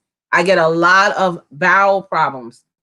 When I have my cycle, it's bad. It's like 2 and 3 weeks. And I said I used to say I need to take a stock in Kotex, because I used to use like 3-4 boxes. And back in the day, the Kotex used to be like this thick, like a pillow. Yeah, I would. So I officially got diagnosed in 2011 after taking cancer tests, because they didn't know what was wrong. It was like I said, I had it for like 3 years before they diagnosed me. I didn't get diagnosed, get a prescription, get medicine until 2011. Had a blood transfusion, had an iron transfusion. Now, you guys see, as dark as I am, I was literally red because those iron transfusion is horrible on your veins.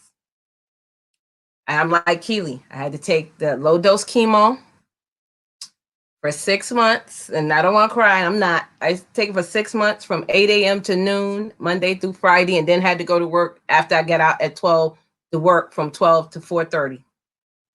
That was hard. Long, beautiful dreadlocks, remember? Oh, you're fine. You're not going to lose your hair. Well, let me tell you, in 2 weeks' time, I lost every dreadlock I had on my head. So now I'm diagnosed with alopecia areata. When you have long, beautiful dreadlocks as a woman, you know it's our crown, to lose it all. I was like you, Keely. I had the spots first. 1 spot, 2 spots. And then I get up in the morning, dreadlocks in the bed, 3, 4. I'm like, what in the world? Y'all said I wasn't going to lose my hair. Well, for a woman, that is very traumatic. So I did natural black herbal medicines, the black tar, all the shampoos, all that. Yeah, nothing worked. So I literally have no hair. I have no hair. There's nothing. They said it would never come back. Okay, that's what wigs are for, right? That's what you got to do. Plaquenil. Oh, it's going to affect your eyes and not everybody. Well, I'm like you, Keely. 3 weeks later, now today, I wear glasses. Like I cannot drive when it gets dusk. I literally cannot see. It's like a blur. But the glasses that I do have are excellent. So I have to say that. So that's good. But with the prescription, I still have it till this day. I refuse to get rid of my prescription because that's something that they told me. When they told me, I was kind of wishing I had cancer because lupus is so hard to diagnose. But lupus is very, very bad. You can be one day feeling good and the next day you could be dead on your back, like you can't move. Kidney disease. Some people, my friend has it. She has kidney dialysis 3 times a week. She can't, they took off the list.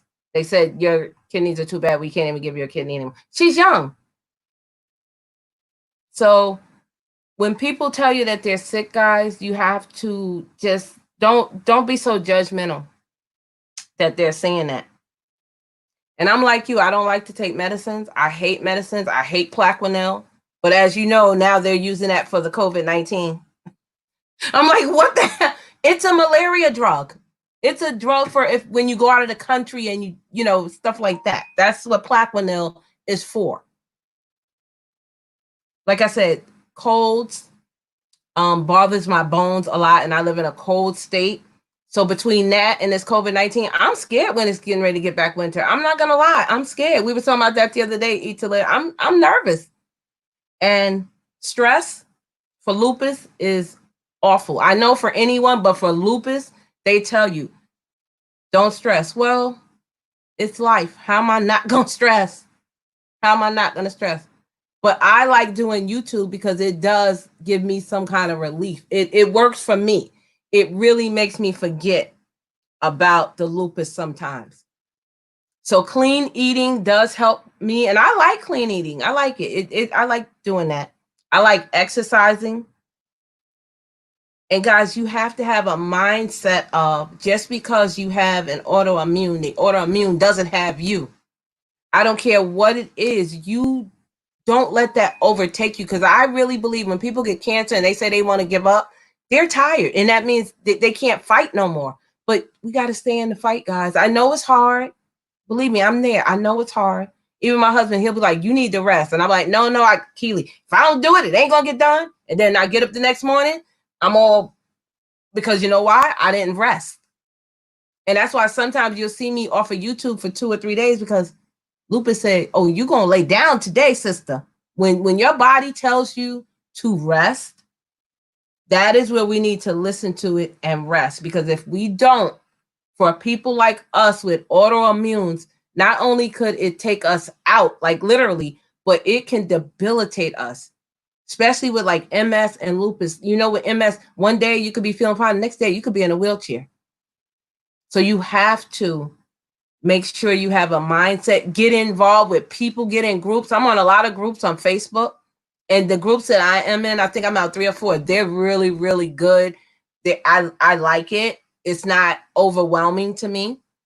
When I used to get my migraines, they had me on lisinopril for the blood pressure, and it didn't work.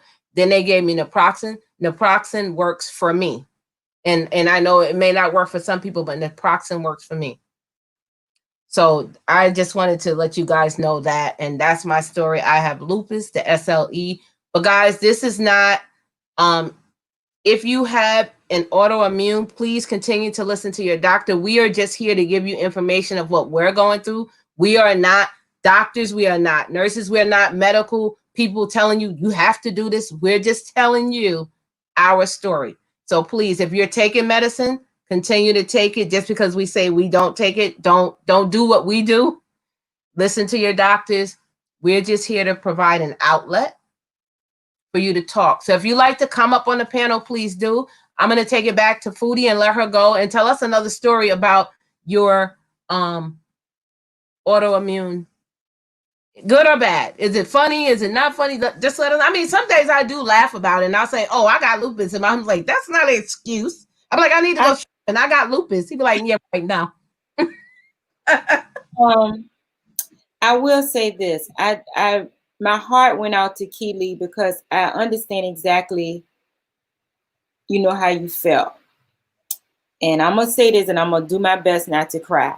But Okay. I was angry. I was angry for a long time about my MS because when I got diagnosed in June of 2017, from 2016 to 2017, I was not able to care for my mom like I normally would. And the nurse had to pull me to the side and said, "You're going to have to put your mom in a long-term care facility," which I did not want to do, and I had to do it. And then it became a point where I could not see her as often as I normally would because I was just sick and riddled with nerve pain. And then when I got diagnosed in 2017, I'm like, okay, just give me what you got to give me. Give me. Is it a shot I take? Like, how do we cure this? And it was like, there's no cure. We can give you medicine to suppress it. I just went through a whole lot of things. I had gotten pregnant at one point and lost a baby, and then we realized that the reason I lost the baby was because of the MS. So now I got to make a decision. Do I try to have another child or do I treat the MS? That's rapidly advancing, by the way. And I had to make the difficult decision to not to attempt to try to have any more children, but to treat the MS. That bothers me sometimes. But then the issue with my mom really got me because when I got diagnosed in June of 2017, I'm like, I'm going to get better. I'm going to be able to see my mom again. And then she passed away in October of 2017. And so I was angry for a long time because I felt like if my body had not failed me, I would have had a little bit more time with my mom. So I do kind of understand when how you feel in that sense. And I just want you to know that, my heart goes out to you. I love you. I'm here. I'm going to inbox you my phone number. Anytime you want to talk, it doesn't matter, day or night. Yes, I love my chat. Yeah, you're going to get me to cry. I love my people. We're all here to support each other, and we really mean that. I talk to Foodie on the phone. I've talked to Eat to Live Strong. And Angel, I've talked to you. So, Keely, you got to give me your number so I can talk to you, boo. But yeah, when I say reach out to me, I really mean that. I do mean that. So anyone, even anyone in the chat, hit me up on IG. A guy talked to me the other day, and I don't want to say his name, and he said, "Burns, I'm so glad that you do what you do because I was ready to literally shut my page down on YouTube." And then he said, "I remember what you said to reach out to you." So I reached back out to him and I said, "What's going on?" He said he's frustrated, and I, talked him through it and everything. And he actually sent me another message back and was like, "You really say that, reach out to me, and you really do it, and you mean it." And I mean it. I mean it from my heart, guys. If you just need to talk, I'm not going to tell people your business because who am I to tell your business? When I say talk to me, because I might need to say something to you, so really, that's how I do it. And I'm going to let Eat to Live Strong tell us another story about her journey on her autoimmune. Okay, before I get into it, I want to let everybody, especially the MS people, being an ambassador for MS, there are resources out there available that they will talk to you. I take calls. I don't get charged. I don't get paid any money for it. I take the calls from the customers calling in that need help with somebody to just talk to, resources. So it's available, and that's part of my job as an ambassador for multiple sclerosis. Now, something that was funny, it wasn't funny at the time, but it's funny now because I always tell people I fall down my stairs like it's something natural to do. So, but the other thing was your body will tell you when it's time to shut down. And I'm one of those that's always going, and don't listen. So it was Christmas time about 3 years ago, and my system was shutting down, and I was just, I gotta cook this Christmas dinner. I gotta do it. I gotta do it. So with that being said, I was cooking the potatoes for the potato salad, and when I was draining the potatoes, my hands again, I didn't have feeling in my right hand, so I'm picking up this hot daggone pot. It was hot, and it didn't realize it till it got so hot that my left hand was holding the other side of my left hand, and my mind finally connected and said, "Hey, girl, this thing is hot." And I went to try and get to the counter, missed the counter, trying to prevent from dropping the container.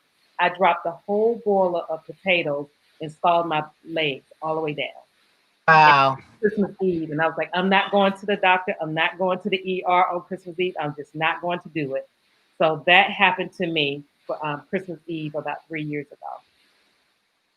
So at the end of the day, the part about me falling down the stairs, I just find humor in everything, guys, because it's not, that right now there's no cure. Hopefully we'll get a cure soon, but until then, make the best out of everything and don't stress. That's with lupus, with any of the autoimmune disease.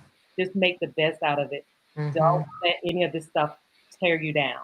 And you're exactly right. It's no cure, but it's manageable. And it's up to you and your mindset. That is a really, have you ever seen someone that was so sick? Even with this COVID-19, I've seen some people that was so sick, almost dead. And they said that willpower in their head told them they had to survive, and they came out of it. But some people didn't.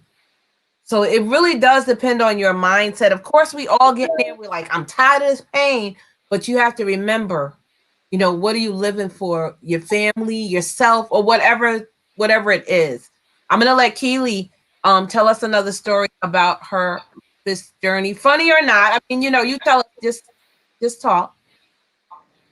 So, okay, I do have something funny because every time I go to Angie in real life's live and she says, "Put your L's up," it immediately reminds me.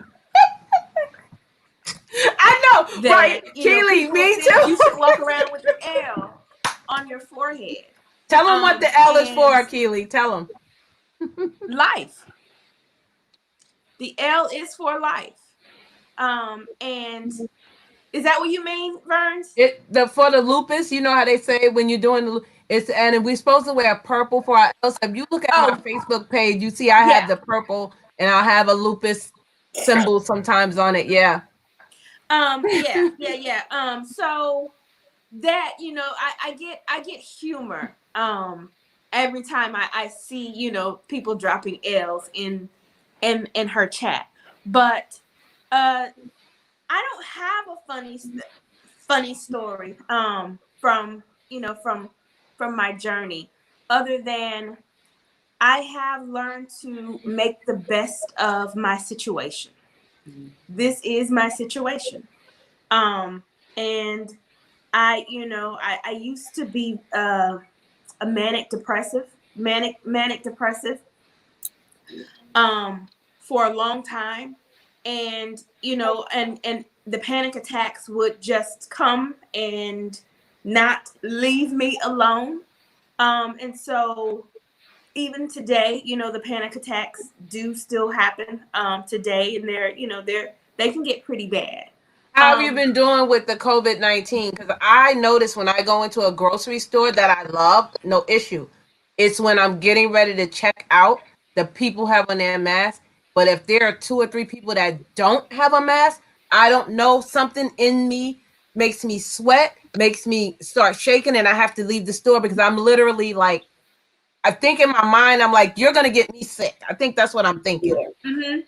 Well, throughout this time, I've really not gone out too much other than the walking with my husband. I have gone to the store a couple of times, but that has just been within the last 3 weeks that I've actually gotten out and gone into a store. My husband has been doing all of the shopping because, you know, I just wasn't comfortable. I wasn't comfortable going out, and he wasn't comfortable for me going out. And so, you know, and as far as being at home, I've been at home for 16 years. So it didn't bother me when COVID-19 happened. Because I'm used to being at home anyway. And so it doesn't make life easier because there's still a lot of stuff to do. And with me finding balance, I have to get it done, got to get it done. But the balance, I'm finding balance in that as well. It can wait till tomorrow, or it can wait till next week. And so, and I'm just, to be honest, this whole balance thing, I learned during the 40-day challenge that my husband and I did. That's when I started learning the balance, because right before then, I had a flare up, and it took me out. It took me out for 3 days. And it was one of those times where my husband had to get me out of bed, and he had to take me to the bathroom. He had to get me in the shower. And so, you know, when that happened, I said, you know what, Lord, I need for you to check this lupus throughout this 40 days. I need for you to check it. And he did. It was me being hard-headed and not listening to my body and saying, okay, you need to sit down. And so, because I didn't sit down, you know, I had a setback. And those flare-ups, Burns, you know, those flare-ups are crucial. They can be crucial. Literally, everything hurts. And it's lupus. That's what I have, and that's just what it is. I'm dealing with it. And Foodie Duo, thank you. Verns, thank you for the kind words that you both said. I really do appreciate both of you. And I will share this, and then I will shut up. When my brother transitioned, he was only 40. And so when he transitioned, that was that whole time for me that I was doing, you know, semi-okay with taking my medicine and, you know, going to the doctor like I was supposed to. And, you know, but I never left his side. He spent 2 straight months in the VA hospital. I was there every day.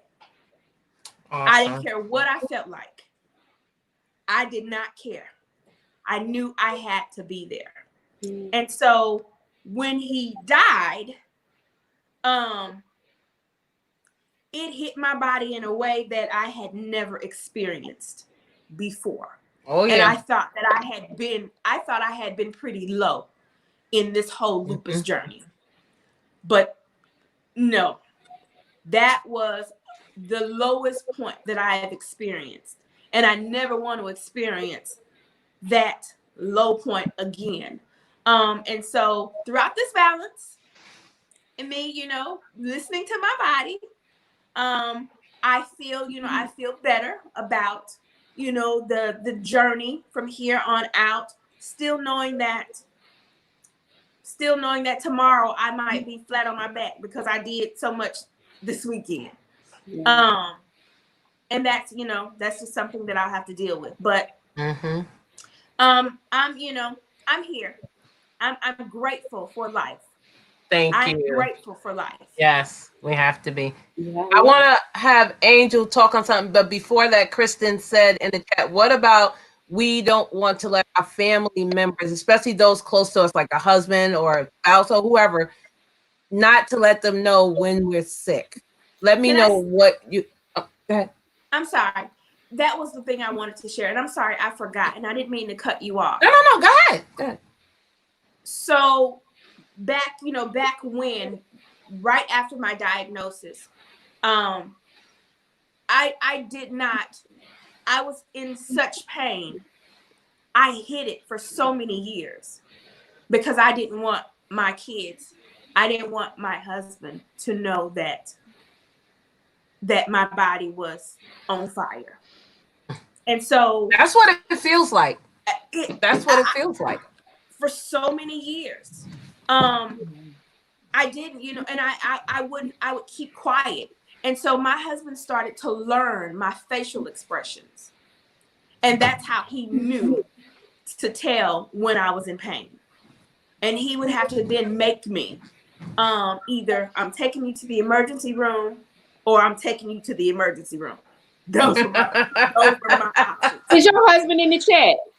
No, he's Victor Lee. Is that your husband? Yeah. He in the chat. Hey, babe. Hi.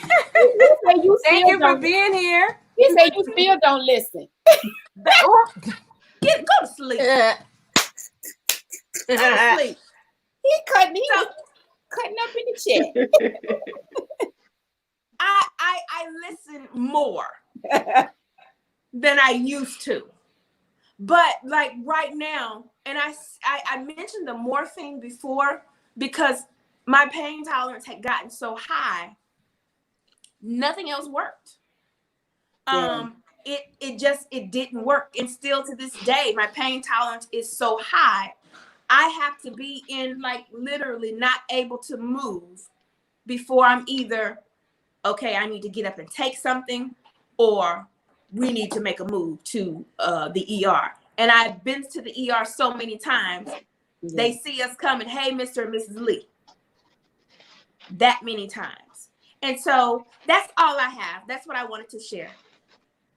Okay, thank you so much for that. Hey, thank you, Victor, for being here. I appreciate you. Thank you so much. Thank you. Yes, I'm gonna have Angel talk on something. And yes, that bird scared the heck out of me too. Just an FYI.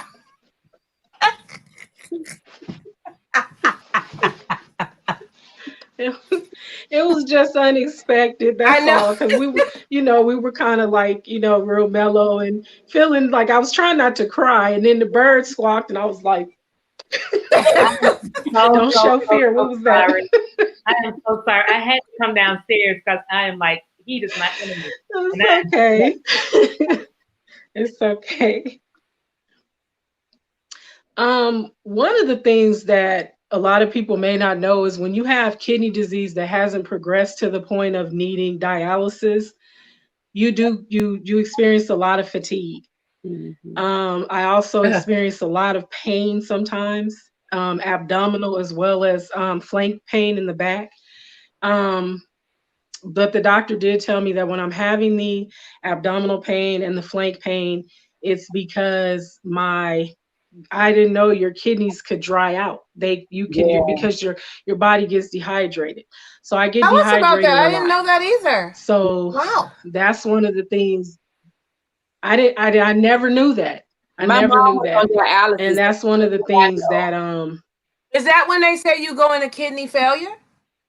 Yeah, that's.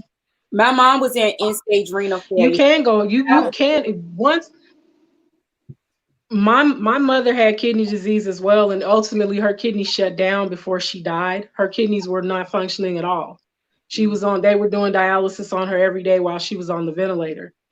So for me, a lot of it is fear that I'll end up with my kidneys shut down.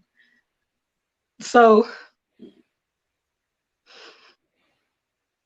I don't want to cry. It's okay. But that's one of the things that, like, we are for here. me, Cry if you have to. This is therapy for us. Because a lot of the things, for me, losing my brother young. My brother was only 32 when he died. He was my only brother. Oh, I'm And sorry. then watching my mother go through all of that, I was experiencing a lot of health problems at a young age. Like I got diagnosed with acid reflux disease at 23.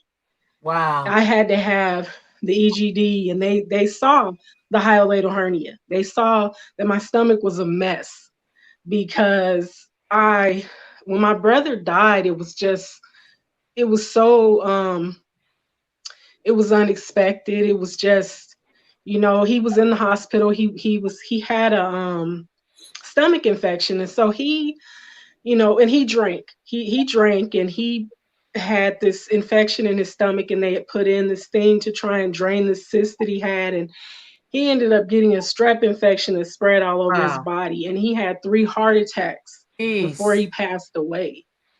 So to get that call when we were just at the hospital with him on like a Friday night, and then they come calling us Saturday morning telling us he had a heart attack, get here as soon as you can. And it was like, heart attack? Like, where did that even come from? Like, it was, we didn't, it was just, it was all crazy. And then it just seemed like so many different things started to happen. And so stress and anxiety and all of that can break your body down. Because my body started to break down at a young age. I was 23, having severe heartburn, waking up in the middle of the night, throwing up because the acid was so bad. I didn't understand it, didn't know what was going on.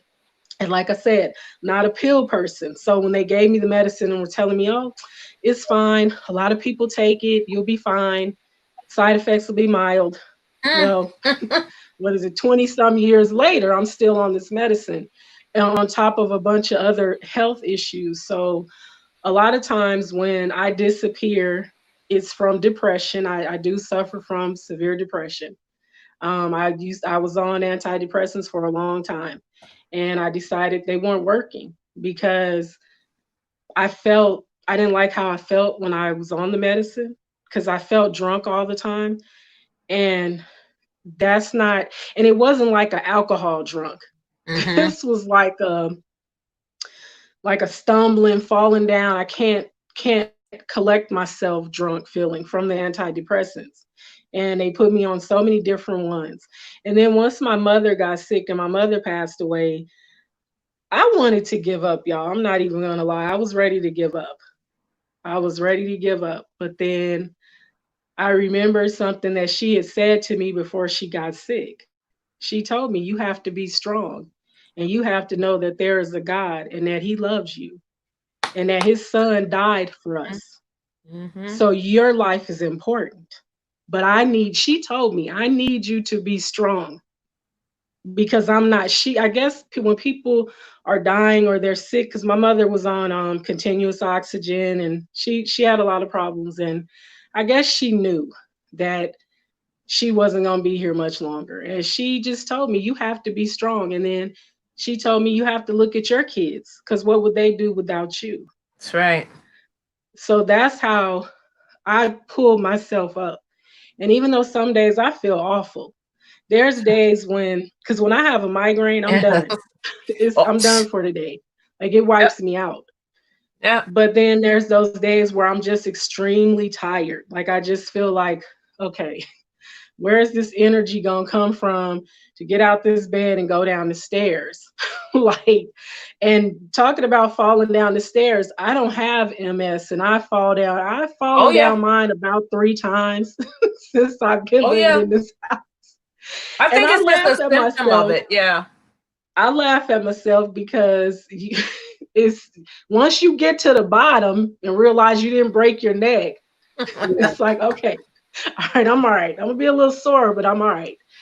But yeah, my heart goes out to all of you ladies and to everyone in the chat. Keely, sis, I do want to ask Keely something. I love y'all, and my heart goes out to y'all, and I definitely will keep y'all in my prayers always because us too. We got you. You know we got you, boo, too. We got you too. The things we go through, y'all, is people can't look at you and tell. I would have never looked at you and thought that you had a heart attack or that you had Yeah. lupus. I wouldn't have Yeah. known had you not said it. Vern, I wouldn't have known that you had lupus.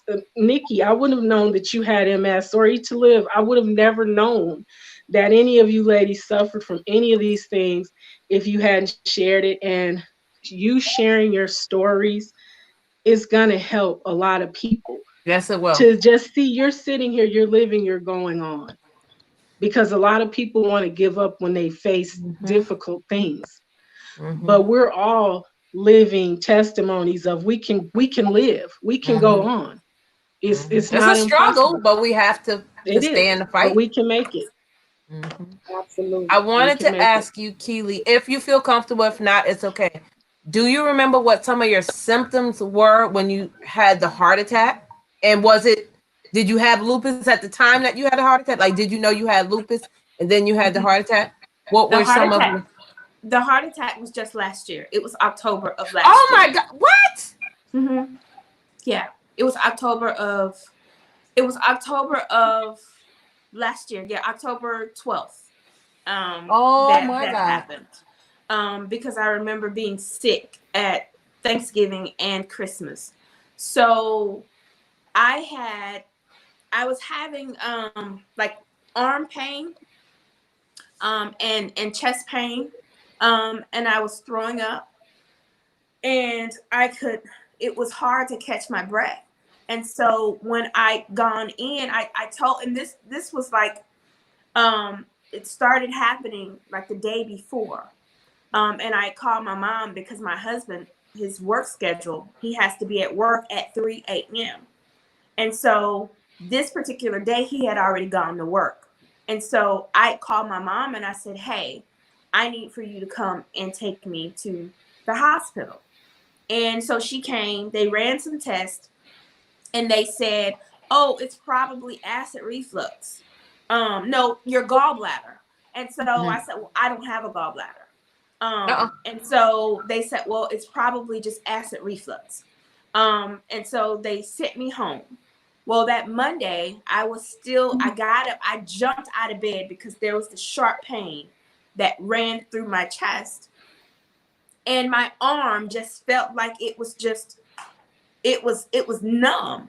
And so I got up, I jumped up, and my husband said, babe, what's wrong? And I said, I don't know. Something is not right. And he said, well, what do you think? And I said, if I didn't know any better, I would think that I was having a heart attack. And so I called the nurse. She told me to come in. I did. And they did an EKG. And she came in and said, Keetra, have you ever had a heart attack? And I said, not that I know of, but, I felt like it. And she says, well, this EKG indicates that you did. And so they sent me to a couple of different cardiologists to confirm. And so it was a light heart attack. What was the pain in your arm? Was it tingling or was it It was both tingling, and it was almost like it was numb. Like a Charlie horse, like it was sweet? Yes. Don't tell me that. But magnified. It was that magnified. And so when they told me that, I was just like, I knew that something it wasn't right, but they checked for blockages, they checked for all of that, and I didn't have any blockages. So they said they felt like it was due to the lupus because the lupus affects all the major organs. Well, the one that we have, it does. And so they feel like that's what caused it. And plus, the stress from life, and just all of that. But yes, it was from the lupus. It was due to the lupus. Wow. Thank you for sharing that. Yeah. I feel better now. I feel, I've not had that since. But other issues, yes, other issues I've had since then. Now, are you on meds for the heart attack? Baby aspirin. Oh, baby. Okay. Now, I brought that up to say, with lupus or MS, I know for me, like I said, clean eating really helps. Eating a lot of exercising, green vegetables, fruits are very, very, but you have to be careful with the sweetness of it. Smoothies and juicing, and I know Eat to Live. I was going to ask you about that in a minute, but you also have to meditate. You have to pray. I do deep breathing. I chant sometimes. I use my sage, and that helps me to calm down because I have a high metabolism. So when I had my blood transfusion, I was at work. I was going here. I had 4 jobs. I was doing everything. I didn't know I was sick. So when they did the blood the day before, the wife of the doctor's office that I go to, who is my normal doctor, took blood work. I had a migraine, and it was magnified, and I was like, I can't get rid of it. No lie. I took 12 aspirins that day. That's a lot. That is a lot. That's how bad that headache was. So when I went in, I was like, I can't take it no more. I can't bear the pain. I'm a pain person. I take a lot of pain. So the next morning, I was at work. The husband called and said, hey, how you doing? I said, I'm fine. I'm at work. He said, do you feel okay? I feel fine. You're not dizzy? No. You need to leave now and go to the hospital. Like, your blood level was like 10. Like, you only have like 12. It was like 10. Yeah. So we have to listen to our bodies. We also have to do things to make us feel better, whatever works for you. If you're on medications, again, I repeat, do not stop taking them because we are giving suggestions. This is what works for us. Again, we're not medical doctors. We are just giving you information on what works for us. The clean eating, I love. Taking a warm bath, reading a book. Sometimes we do have to stop. Don't come on YouTube sometimes and just watch Lifetime, sit in the bed, just relax. And you have to, again, make time for yourself. You have to do what's right. Like for me, I don't like taking medicines, but I know taking vitamin C, vitamin D, the turmeric, little things of that. I know that those do help. The teas help. If you want to take like green tea, it's just for lupus. I can't drink too much green tea because that with the blood and the iron. But I love green tea. I like hot stuff. So let us know what you guys do to make you feel better or to lessen, especially when we get in a flare. Sometimes we have to take stuff to get off of the edge, to get it, stop it from being so high. What works for you? For me, just hanging out, just going to have some me time, getting my nails done, getting a pedicure. Taking my husband will take me on a ride, especially since COVID. He will just take me around the block a couple of times, and for me, that's it's soothing for me.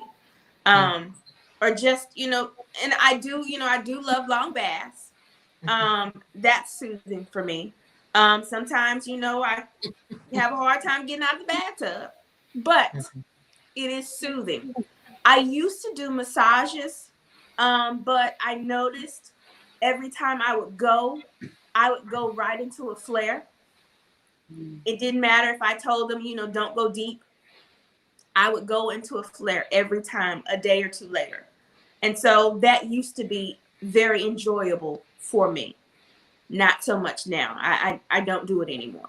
When I was on a cruise, they did the black heated rocks and goes down your spine. That was amazing. Now, I did hear some of you say that the heat wasn't good for you. And I know some people say lupus. For me, the heat actually works. For me as well. The cold is bad for me. I know some people it's vice versa, but for me, when I went to a massage in New York, when we went just with my friends, it was like almost like the Keebler, what is it? The Keebler elf. The house. Like I couldn't do that one; it was too hot. But I could do the wet massage. That one was awesome. So for me, the heat works, but I don't know. Saunas, So, yeah. saunas, and hot tubs I are. don't do hot soothing. tubs. I don't do hot tubs because I don't do hot tubs. But yeah, I don't like the cleanliness of the hot tub. Those have been soothing for me as well. The saunas, the hot stone yoga, that was soothing for me. Saunas, we're actually looking into getting me a sauna. The portable sauna that you get inside and close. Yeah, those are nice. I want to say this. Cheerleader and her husband, they have an awesome relationship. They are awesome on camera. I love it when she want to yell at him, but she said, "This baby," and I'm like, "Who is she?" This baby. I'm like, "Girl, now you know." I be in the background cracking up, Keely. But I love their relationship. It reminds me of me and my husband. He just ain't coming on camera. But we're like that. We laugh and we joke and we still hug and kiss and all that. So I'm glad that when I see you and your husband, Black love is awesome. I just want to say that. But when I see that and I see it on the screen, it's so genuine. It's like you guys like that all the time. The laughing with the cake. Oh my gosh. The video with her birthday. It was that cake was everything. Yes. That cake was everything.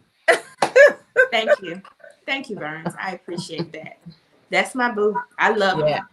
We get on each other's nerves, but we love each other. Yeah. And Foodie Squad and her husband. That's my brother. She know. I was like, "How my brother doing?" But she takes up for him every let us know. Yeah, let us know about what helps you. Somebody mentioned, several people mentioned in the chat about CBD oil. Now, I have used CBD oil, and I can say that CBD oil did help me. I was selling it, but you know, it's a situation with a company going on right now. We're not really going to get into that.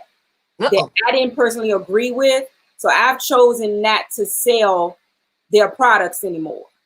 Some people still are, and it's a lot of them, so you probably can, you know, find it there. I just won't be supporting that company anymore.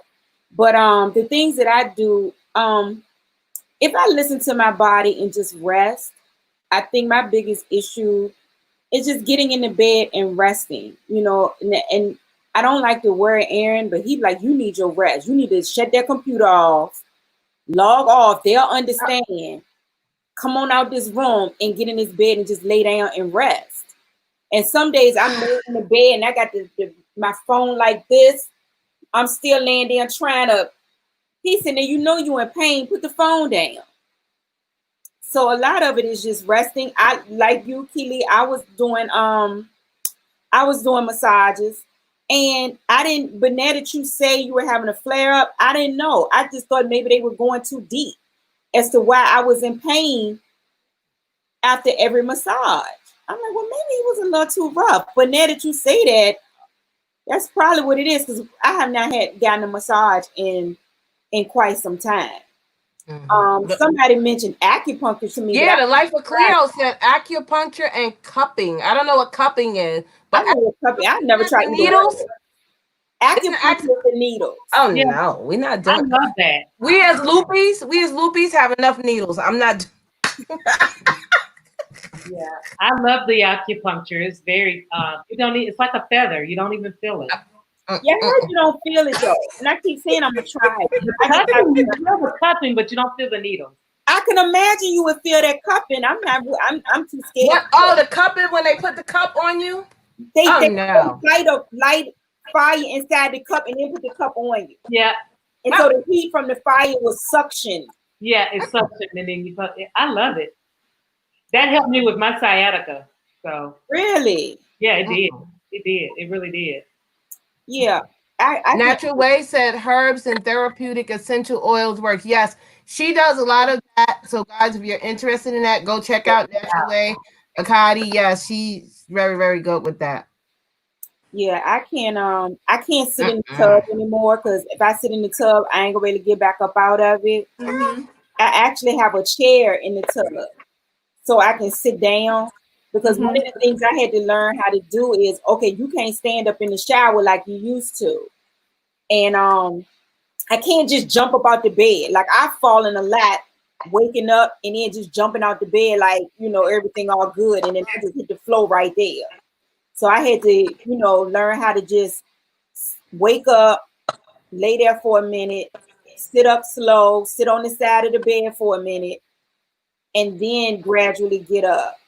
You know, so it took me a few times of hitting the floor before I said, okay, you are you tired yet? You tired of Oh no. You know. Do you have the chair in the tub, Foodie? Do you have that? Okay. I had a chair in the tub. That was the first thing that my physical therapist told me to get. Mine too. The very first thing.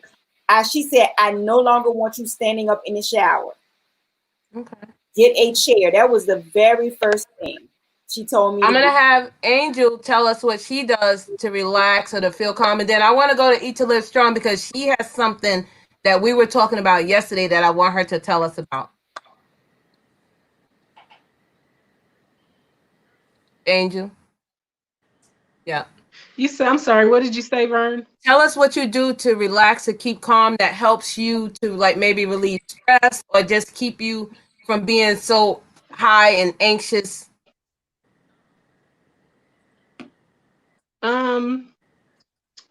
What I started doing about a week ago is I started taking black seed oil at night before I go to bed. It helps me sleep, and I noticed that it levels me out. Like I don't have anxiety as bad as I was having it because, like you, Vern, when I go out to the store, I have a panic attack. Like I feel so anxious that I'm like, because if somebody coughs, I'm out. I'm leaving. Yeah. I gotta go. Why are you coughing? Like you shouldn't even be here.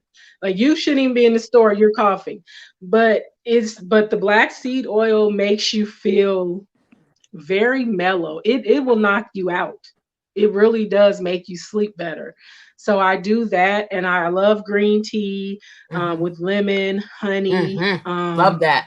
And I use another type of tea because I have diverticulosis. So I drink a diverticulosis tea throughout the day. It's all herbal, and I drink that, and it all of the stuff that's in it, it has a calming effect. So that's what I do to try to, and I read my Bible, and I pray a lot, and I meditate on what I read when I read the Bible. That's one of the things that gets me through the day is just to meditate on God's word. I know not everybody is big on reading the Bible and stuff, but that's what helps me. Tell us about the black seed. So is it liquid? Is it a pill? What is it and what does it do? Because I don't know a lot about that. It's the oil. It's the oil. It's in a pretty good sized bottle. I got mine through one of my spiritual sisters, July Wellness. She has a channel as well, and she's a herbalist, so she does the essential oils and things like that. And all of her videos are geared towards helping you naturally do things. And like you were saying earlier, none of us are doctors, so it's not a recommendation to stop taking medicine that you're taking. And it's always good to check with your doctor before you start taking natural medicines along with the Western medicine, because you could have some strange effects. But I did talk to my doctor about using the black seed oil and things like that, because I don't want to take, what is it? They had given me Ativan or Valium to help me sleep. But I didn't like waking up not remembering. Like I would pass out so hard that anywhere, like sitting on the couch. I fell asleep on the couch one night with my coat and my shoes on. And my ex-husband was looking at me like, is she dead? Like, what is going on? Well, I wake up and I'm like, why are you looking at me like that? And he's like, why are you on the couch asleep with your shoes and a coat on? Like it was from the Valium. It knocked me out. Oh, wow. And so for me, I don't like that. I need to know what's happening as I go to sleep. Like, I don't want to just pass out anywhere. I was on Valium, and I don't mean to cut you off, but I was on Valium, and let me tell you, I didn't make it to the bathroom. That's when I stopped taking it. Does it make you high or it makes you don't wake up like You can't wake up. you can't You wake can't wake up. up. And so I mean I'm a grown adult and now I don't woke up in a puddle. Ooh, I had to clean up. Thankfully, I didn't it. pee on the couch. Thankfully I didn't do that. But I could have because I honestly I passed out. Like I took the pill and I don't even it was crazy. I woke up with my purse sitting next to me. And the scary thing is he said he couldn't wake me up. He said he tried to wake me up and he couldn't wake me up. So for me, that's why I said, you know what? No, I'm done with sleeping pills. Mm-hmm. And so for a long time I would do melatonin. Is that what that is? Oh, okay. Yeah. I would do melatonin and stuff like that to try to help me sleep because I've always had problems with sleeping. But the black seed oil, let me tell y'all, I go right to sleep. So you can't go to sleep? Is that what you're saying? You have insomnia? Oh, I have really bad insomnia. So always you can't sleep. Oh, okay. But I like black. I have I'll sleep a couple of hours and then I wake up and I'm wide awake. But I'm tired. I want to sleep. Are you like that? Right. I'm 3:00 in the morning. I'm wide awake, looking around what can I think about? What about elderberry? I'm just getting into that. I don't know a lot, but if someone wants to talk on it. Yeah. Elderberry helps build your immune system up. So it helps fight it's an immunity boost. Flu, pneumonia. Yeah. It's very good for that. Oh, is that like the seed, the thing the teacher made? It's in the orange box. Echinacea. No. Echinacea? No, the one that the teacher made. It's in an orange box. I don't know. I'll think of the name of it in a minute. I can't think of the name of it right now.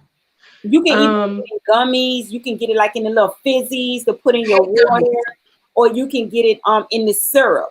And they actually have sugar-free elderberry syrup. Yeah. They have that as well because I buy the sugar-free elderberry syrup. So I just ordered some of that. It just came a couple of days ago.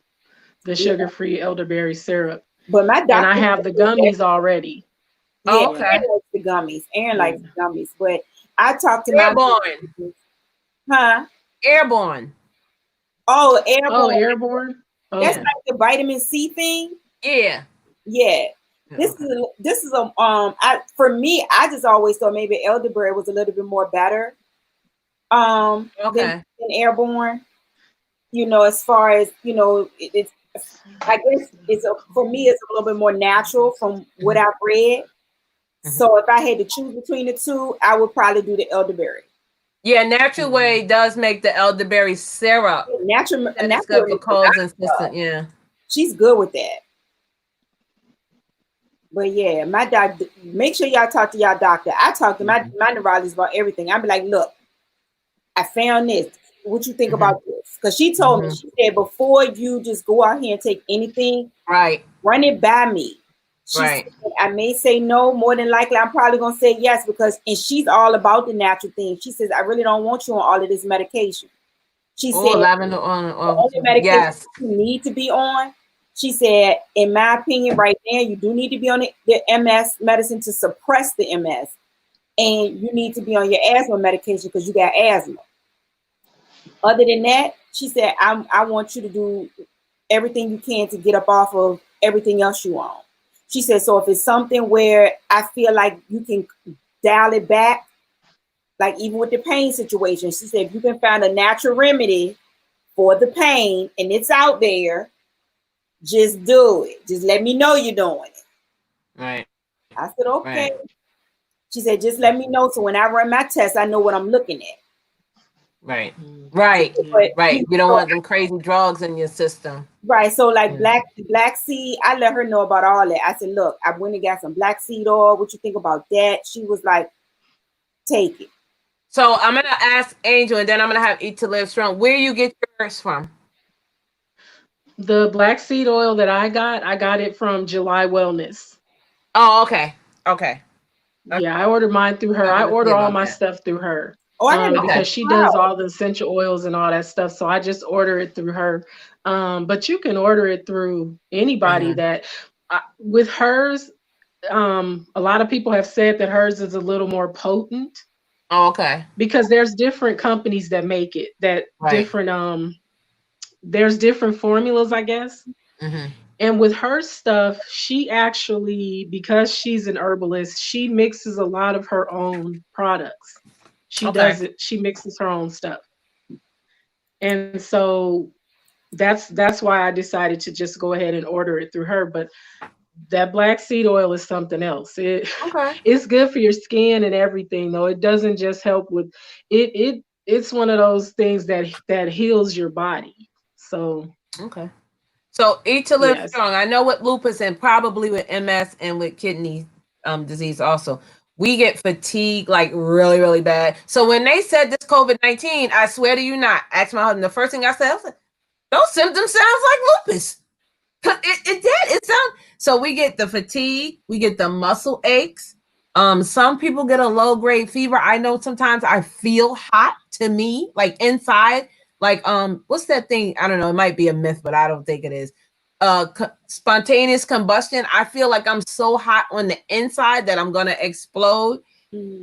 Also inflammation, which is awful. Like I get inflammation in my elbow. I don't know about you, Keely, but I get inflammation in my elbow. Like sometimes I'll do that. I'm like, oh, and swelling. So tell us about what you do to relieve some of that stress and that tension and that highness of the pain. Eat to live strong, because we were talking about this yesterday, I think, right? Yes. Now, first of all, I was holistic 100% until I was diagnosed with MS, and it took me a long time to agree to take the medicine. And then I finally started taking it, and we don't call it medicine; it's called treatment. So I finally decided to take the treatments, and I'm on my 5th treatment now, to the point where if this doesn't work, they're going to have to do the infusions, and that's done every 6 months. But what I do to relax, and I have on my Wednesday wellness and my Friday fitness, we talk about the different things on my YouTube channel, and I do the natural teas. I do know with the herbs, black seed oil was a no-no for MS. With me, I don't know about anybody else with MS, but I know with me and with other people that's taken it, the black seed oil didn't work for them. What happened with them when they took it? Yeah, what? Any of that? It actually gave them flare-ups. Really? Yes. I have not had one flare-up from it. Praise God. But again, everybody's different too. So they said definitely no black seed oil. Lavender, I have a lavender plant that's growing around my house. Lavender is really, really good for you too. What about mint? Mint is good, and I'm actually going to do... I have a mint thing in my backyard. Yeah, I'm going to do a video. I think it's going to be on Thursday of this week. It's going to have a tea that I made with lavender and some other ingredients. Yeah. But I do reading, and I'm a people person, so I have to be... So I have a book club, so I read a lot. I play games. Anything I can do to help me relax. I don't think about anything negative. I stay in a positive environment. Mm-hmm. If somebody is negative, I walk away. I don't deal with it. I don't put up with it. I just wash my hands up and keep moving. I don't argue. I don't have time to argue with people about things. So I make sure that I stay happy and positive. I go out and walk. I exercise. And that was the whole reason why I started my Eat to Live Strong, because I wanted to be able to... And I tested all of these, from MS to diabetes to obesity. I have a list on my website of all the things that I tested with people to find out if this would work or not. Because again, I was in the nursing department and the nursing school and finished everything. So with that, but I do give a disclaimer with all of my lives, because again, I cannot tell somebody what to do just by talking to them. It's called I have to have an examination. And I'm not doing that at this point. I cannot do that. Mm-hmm. But I make sure that I keep myself... I don't watch TV, but I listen to music. Music is very therapeutic to me. And being on YouTube has been very therapeutic to me. I know. I've been loving it. Yeah. Let me know what you ladies, once you got diagnosed, what made you stop and know that life is worth living? Like what made you so upset? Like I know for me, when I lost my hair, it was so emotional. Like I Never had long hair down my back, but I always had a nice little, well, I could make a bob, I could make a bang, I could put in a ponytail, I could hang, you know, have my little hang time. But when I lost, dreadlocks takes a long time to start, first of all. Yeah. Go through that process, and then to go through losing it within 2 weeks of taking that low dose chemo, it made me realize how, I don't know what I want to say, how good life is, because I said it's only hair. I understand that now, but at that time I was pissed. I'm not going to lie. I was upset. I was crying. I was angry. I was angry at the world, basically, not at God, but just at the disease. And to take that medicine, and, you know, people telling you, you're not going to lose your hair. And I'm like, okay, so I was cool. And then when it came out, I'm like, okay, now what? It didn't change the way I look, because I know sometimes people say lupus changes the way they look. I don't think I changed the way I look, but the way I felt changed me.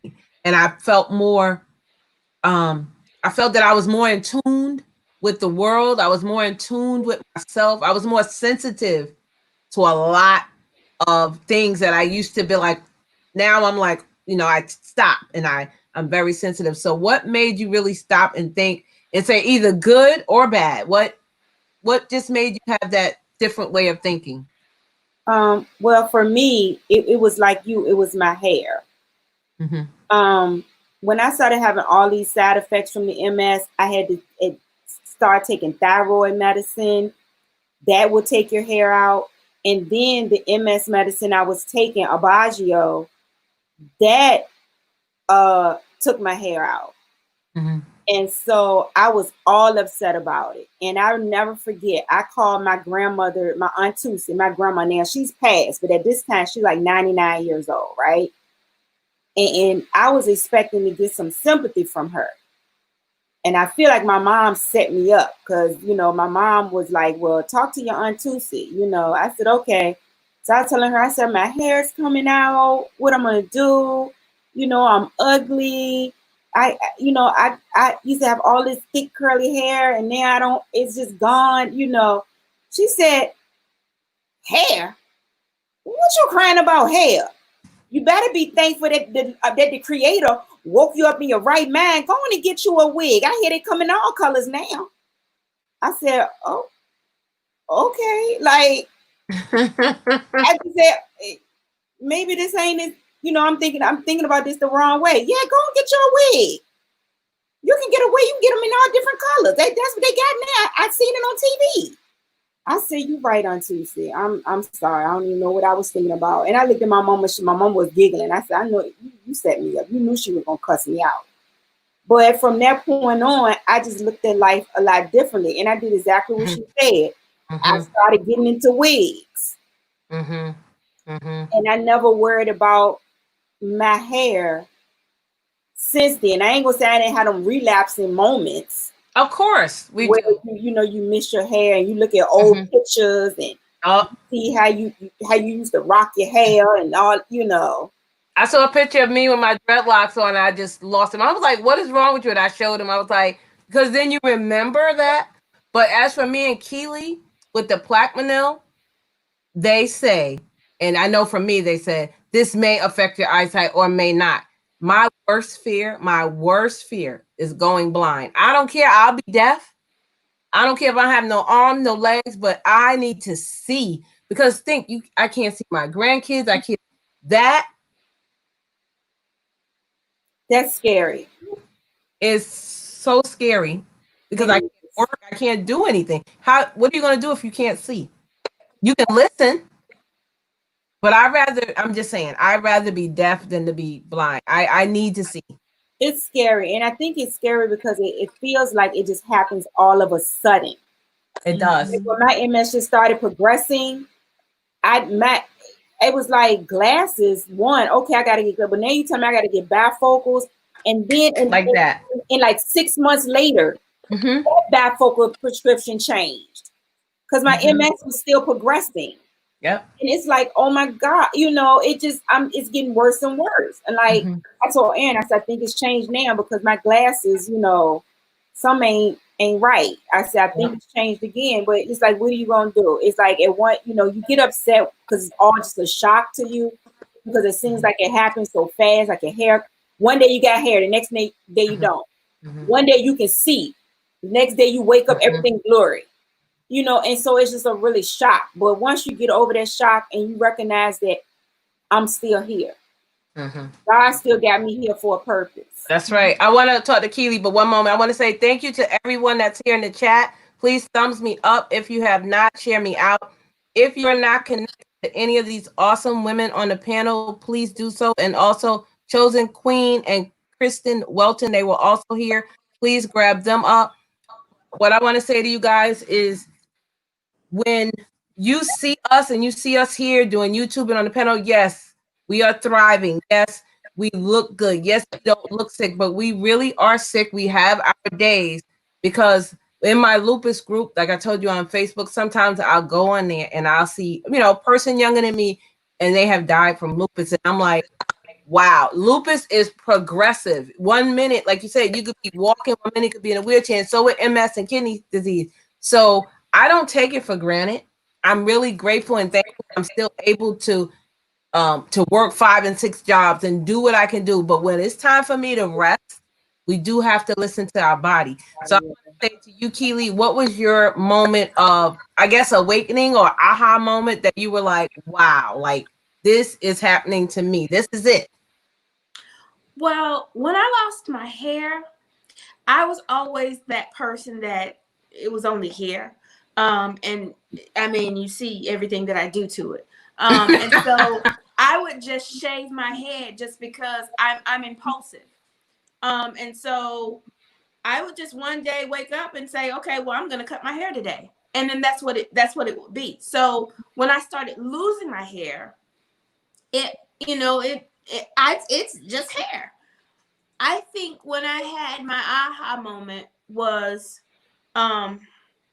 probably after my brother died. And, that struck, even though he died of cancer, here I am, I'm at a low point right now because of his death. And then I started to feel sorry for myself because I don't know why.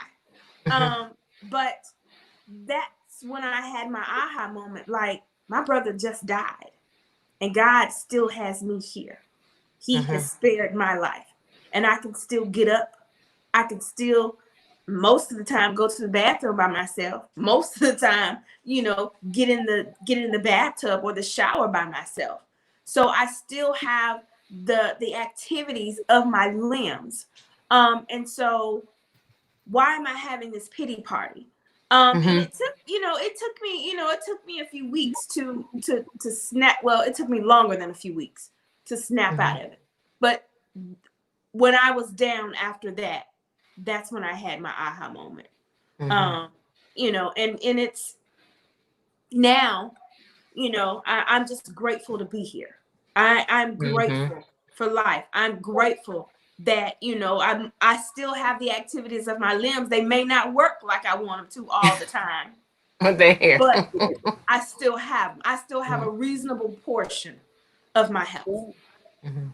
Right. I'm like you with the hair. I was always that person where I was always able to do different things. I love the little short boy cut, but when you don't have any and you can't do nothing, it's Absolutely. A different feel. It's a different way. I love how I look with my bald head in the mirror, but I don't feel comfortable going out like that, especially in my environment where I work around a bunch of white women. Okay. Black one in my office. And, so I wear my little wraps, and then they say, oh, you change your hair every day. And I'm like, you just don't know. And you look so good today. You just don't know. I feel awful, but I'm here. Right. We have to have that mindset of to keep going, because they look the same every day. They have the same hairstyle. And I'm like, would you please comb it to the side or something? But I'm just saying for me. But now that I don't have any, I can do a versatile. I could be long one day. I could be short the next. So For you, Angel, I know, you have a video out, and you were talking about that. So what was your moment? And then I'm going to go to Eat to Live Strong. And then I have one question for all of you guys, and then we can close out. Say that again. What was your aha moment when, during the whole autoimmune thing, like, was something that was good and funny, or was something bad, or were you, what just made you feel different? Like when I lost my hair, it hurted, and when I started to go blind, that like took me to another level. Well, looking in the mirror and seeing that I had no eyebrows and I looked like a raccoon, and I had this ring around my mouth that made it look like I had a mustache. Not just from, we all get the little hairy lips sometimes, but this was like, it was almost, it was like alligator skin. Like it was so hard and so rough. That for me, and losing my eyebrows, losing my hair. And I know our hair doesn't make us, but as a woman, it does do something to your self-esteem to lose your hair. It does. Some of my hair has grown back, but I have some spots that are so thin that I don't feel comfortable wearing my own hair. That's why I don't. And my hair is long, but I just don't, I don't rock my natural hair. However, that was that for me. That was it knocked me down for a little while. I let it, I had my moment. And I say this to anybody. So it's okay to have a moment where you feel like this is messed up. Because y'all, it's messed up. It's okay to have those moments where it's like, why is this happening to me? Like this is unfair. You feel that way. And it's okay to feel that way. But we also have to have that moment where we just say, you know what? All right. I can't, I have to go on. I have things, I have kids to live for, or I have a husband to live for. I have family that loves me that I need to live for, and I want to be here. And that's it. I had to pick myself up. And did I only have to do that once? No. I have to do that every now and then. I have to give myself these pep talks where it's like, get it together, pull yourself together. Because you have days where you feel absolutely horrible and you want to give up, but then you come out of it. And that's the process. That's just the process that we go through. And rather, you need to pray, you need to, whatever you need to do to pick yourself up, do it. And that's it for me. Yep. For Eat to Live Strong, let us know what was your, I guess, aha moment, that poignant time when you were just like she said, this messed up. And I like that, Angel. I'm using that. This messed up. When I feel like that, because I don't feel like that all the time. But I have my days, my lowly days, where I'm like, damn. So my aha moment was when I was, of course, first diagnosed. I woke up and couldn't see, and I did get my vision back. But the thing of it was that my husband had to do a lot for me, and I never thought I would have to have. I never thought I said he didn't sign up for this, but he's been a champion. And then I was having to deal with that stressor on this shoulder, and then school was on this shoulder, and I'm like, I gave up my career in the mortgage business, making a lot of money to go ahead and finish nursing school. So that was my aha moment. Then I said, you know what? Let me think about this. There's a way out of everything. First of all, you got to stay prayed up. Oh, and second of all, you got to manage things a little bit different than what you stop letting people pile onto your plate. You got to learn how to say no. That's my biggest problem, is saying no. You got to learn how to say no, but you got to think about it and you'll get through it. And here I am, so many years later, I finished not only my bachelor's and my master's, I'm in my doctoring program. So, and then my husband, he likes to go out and we go to the mountains, we walk and we climb the mountains, and I couldn't do it because the fatigue would kick in and I was stumbling and I didn't feel good. Then I said, there's a way around it. I said, okay, we can still do these things, but you know what? Every so often, let me stop and rest. So now we can go on our walks and things again. So that was my aha. That's amazing. Wow. I'm going to have one more question, and then I'm going to let you guys say your closing words. So how did you feel when you finally got an actual diagnosis? So I know for me, and Foodie, don't start because you're gonna have me crying. No, my uncle, I think he's With listening. He just just text me a Bible verse. I'm gonna let you read it in one moment. For me, going through the blood transfusion, the iron transfusion, I had a what do they call it? Where they burn a little bit. I want to say dysplasia, but I think I'm saying it wrong. But ab ablation, because they didn't know where I was bleeding from, and I was bleeding so much. I already had my children. I damn sure didn't want no more, but I had already had my tubes tied, and they was like, "But you have to be sure that you want this, because you really, really won't be able to have any more children. At least when you have your tubes tied, you can get them untied." I said, "I ain't having no more. If this gonna stop me from bleeding, stop it, because I don't want to die." You know. So when they proposed the point of the blood transfusion, yeah, I had to think about it. I was upset. I was like, first thing, I don't want AIDS. Everything came to my mind. But for 4 years, I went through so much pinging and prodding and pinching and poking, trying to find everything. It could be cancer, it could be MS, it could be this, it could be that. Then when they finally, and when I was losing my hair little bit by little bit, but not as much with the chemo. Well, I was getting the spots. That's what happened. That's how it started, with the spots. But when I did the chemo, it wiped it out. They said, "You have lupus." I kind of was like, yay. I know that's weird, but you have to follow me here. Going through so much, not knowing, when they were saying cancer, I had to take this test. It cost me $4,000 because they said your insurance won't pay for it. Because when the diagnosis came back, I didn't have cancer. They was like, "Well, you took the cancer test, but you didn't have cancer." I said, "But I have lupus." So I fought them tooth and nail for like 7 years for that $4,000 bill. I said, "I'm not paying that. I work and I have insurance," and they paid for it. And I had a pre-auth, because you have to get a pre-auth to get all that.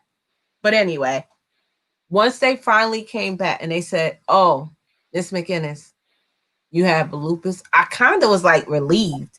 I kind of was like, yay. I don't know. It's something in my head, but I had something, because knowing is better than not knowing. I'd rather have them told me I had cancer or lupus or MS than not to have nothing, like fibromyalgia, and you're going through all of this and they're telling you it's nothing wrong.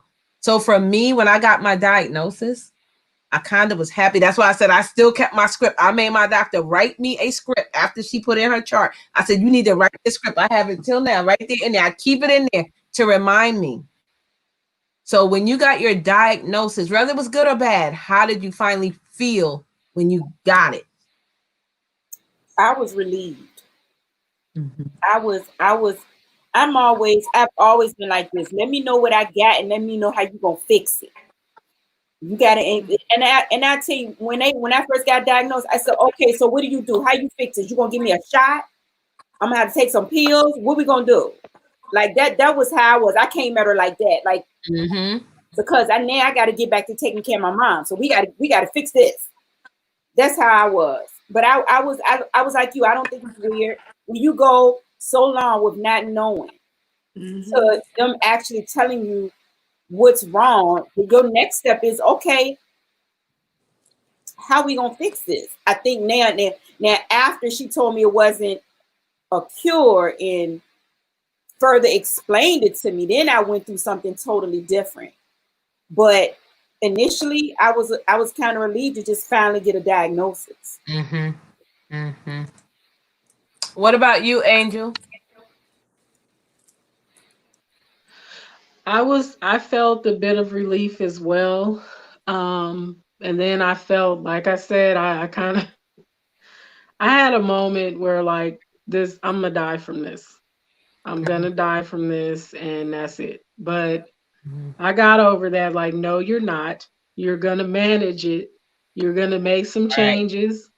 And I don't always do very well with change, but it was like, no, you're not going anywhere. You're gonna be here. So you just, but it was a relief to know why, because I don't want to seem I definitely am not a shallow person, and I'm not superficial. So it wasn't all about losing my hair and my eyebrows. It was about feeling like death all the time. Like, why do I feel so bad? And why am I so swollen? Like I'm not eating a lot of salt, but I'm still like blowing up. Like, what is, like, I could put on a pair of pants one day and zip them up just fine. And the next day I would put them on and could barely zip them. And it was like, wait a minute. I know full well, but I'm talking like serious water retention on my body. It was crazy. And it was like I didn't understand it. Like, this is not. And then I started taking over the counter diuretics and stuff like that to cool the water off, but that causes more hair loss. But I was just so tired of being so bloated and so uncomfortable. And then how long did like, it take you for a diagnosis? Let me see.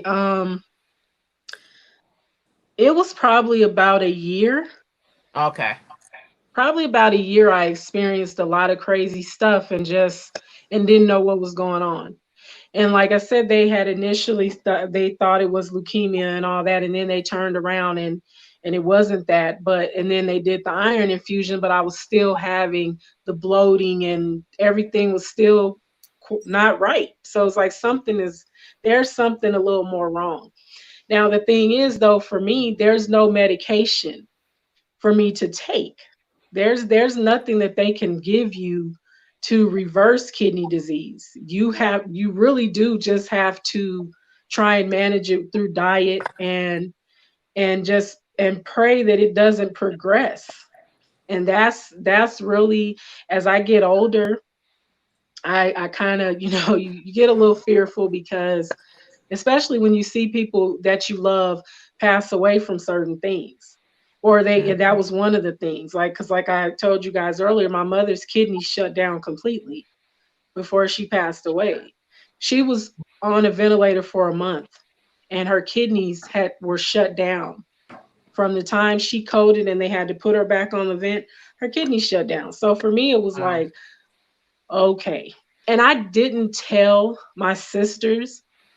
Initially, I didn't tell them that I had kidney disease. I didn't want to tell them because I felt like, my mom knew. My mom did know that I had it, but my sisters didn't know.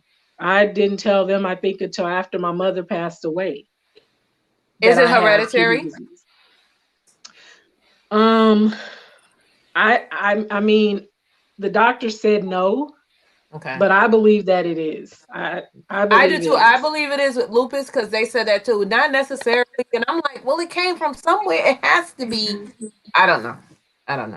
But thank you. I feel like it could be. I feel like it is hereditary, but the doctor said no, it's not. And of course, with doctors, a lot of times when you're overweight, that's the first thing they say is, well, your weight is the problem. Well, yeah, I know that, and I'm working on it, but it's just, yeah, you're doing great. Also, guys, check out her IG page. She's doing awesome. All these crazy things were happening.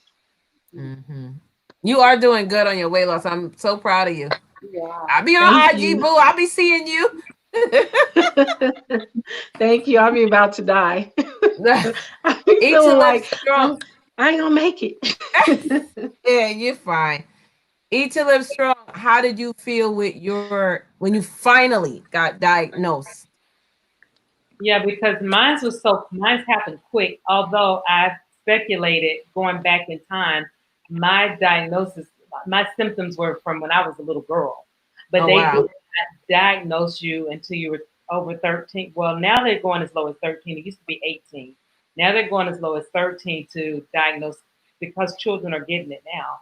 There's to say it wasn't hereditary with MS, but then I read the documentation and it's like 0.00001% chance that it's hereditary, because I know a set of twins that their father had it when they had it. So it's hereditary. It is. But when I got my notification, I was relieved. I got my diagnosis took all of a week to get, because I woke up blinded on the right side, and then all my symptoms. So I pushed with everything. I was like, do it now, do it now, do it now, do it now. I made them do everything first, fast, and foremost, and I got it done quick. So I was diagnosed within maybe 2 weeks. I was diagnosed. The only thing I wanted to know was what's next. I know there's no cure. What do you have for me? What medication I have to take? How many times I have to go to the doctor? What do I do now? And that's what I did. So it was a relief, a big relief, because me sitting there trying to Google. And oh my God! Stop Googling.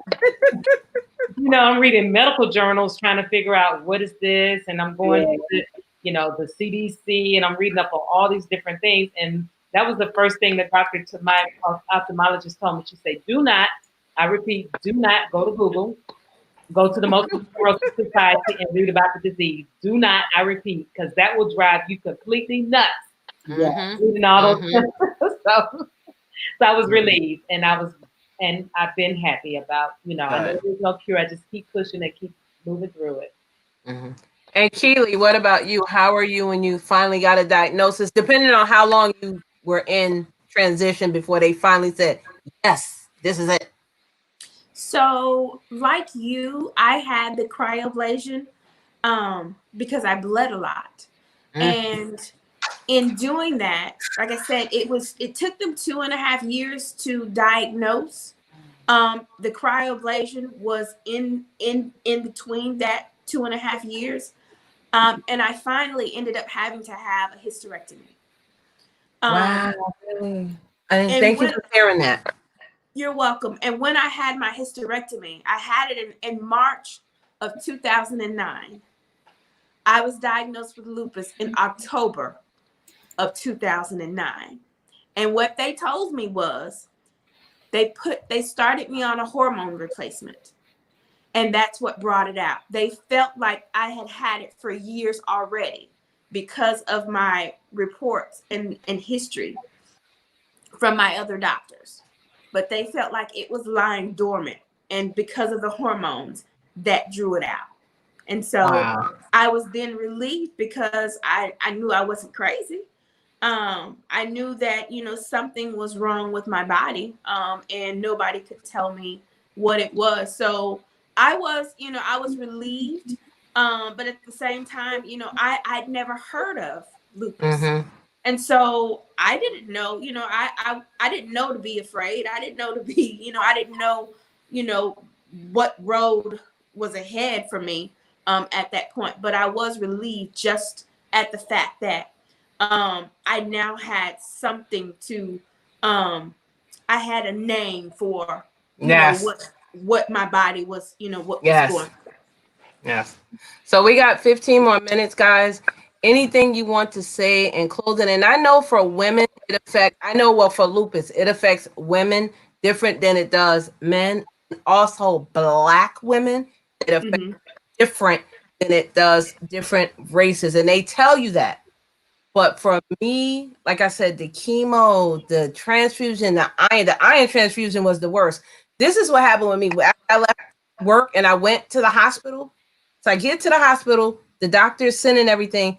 So I'm at the emergency room and I'm telling them, I'm here. My doctor said I need a blood transfusion, blah, blah, blah. Why are they going to say, well, we're not just going to give you a blood transfusion walking up the street. Do you think I'm actually going to walk off the street and ask you to give me one on purpose? Like, really? So for some reason, they didn't believe me. Again, this is a hospital because they're looking at me and they're seeing me walking and talking. Let me tell you what they did. They finally get everything. They got the paperwork from the doctor. I'm in the ER room. They run out into the lobby and they grab me, put me in a wheelchair, take me to the room, sit me on the bed. You're not from here. If you need to go to the bathroom, you need to let us know. We'll give you a bedpan. First of all, no. Second of all, I said, I had to go pee. I went. I swear to you not. They came banging on that door like they were the police. They was like, what are you doing? Get back in this bed. I swear to you not. The doctor came to me with his little white. You feel okay? Are you feeling okay? I'm like, I'm fine. I'm sitting here talking to you. He said, your blood levels is 7. You should be unconscious. Wow. I swear to you not. Me and my husband looking at each other like, what the? But God is good because I literally could have died. I did not have any blood, no iron. in me. And so I'm thinking, okay, I'm going to come in, get the blood transfusion and leave. Girl, while I was in the hospital for 3 days. Wow. I was in the hospital for 3 days. I thought I was going to be an hour and go back to work. No. So to me, sometimes when I think about all that I went through, it's funny. I have to laugh because I could have been the whole other way. I could be in a wheelchair. I could be blind. I could be crippled. I could be dead. But God. But God. You guys see me on here with my energy, you know, I'm happy. You don't know, I'm happy on the inside. So tell me what you guys want to say in your closing. In my closing, 2 things really quick. Eat to live is correct. Stay off of Google. Google almost got I was on Google and thought I had syphilis. And I was gonna get them in his sleep. Only because everything else said negative, negative, negative, and the syphilis test results said non-reactive. So I'm thinking I got it. It's just dormant in my body, and I'm like, I'm going to kill him. You already beat up my brother. He was about to take my brother out. I want to take him out. My best friend called me. She said, "What you doing?" I said, "About to kill Aaron because I think I got syphilis." She said, "Get off of Google now." I'm sorry, Foodie. I went to the doctor. I fussed him out. I said, "Y'all got to do something about this test because I was gonna hurt the man in his sleep." I said, "Why y'all just can't say it's negative? Just say it's negative. What is the non-reactive business?" They say, "Yeah, that it is confusing, but you need to stay off Google." So Eat to Live is completely right because he could have got hurt. Google was gonna get hurt. The second thing is my uncle is listening and he sent this Bible verse for us. Deuteronomy chapter 4, verse 4. But you who kept faith with the Lord are living, every one of you today. That's what made me cry. And that's what Thank you, Uncle. Thank you, Uncle. I said, "You were listening." I knew he would. He does that. He is very supportive. I love him to death. He said, "I'm listening for sure." He listening. Thank you. He in the bushes. Thank you. Yeah, thank you for that. That's my dad's brother, my Uncle Tony. He comes in my red cup some nights. He pops in there. Oh. But yeah, that's all I wanted to say. Those 2 things. Love you, Uncle. Alan said he was about to get shanked. I was dead serious. He just said, "Get off Google right now."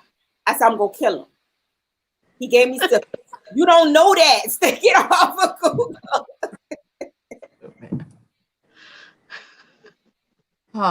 Uncle Tony, Cheryl Freeman said, "Get out the bushes and say something in the chat."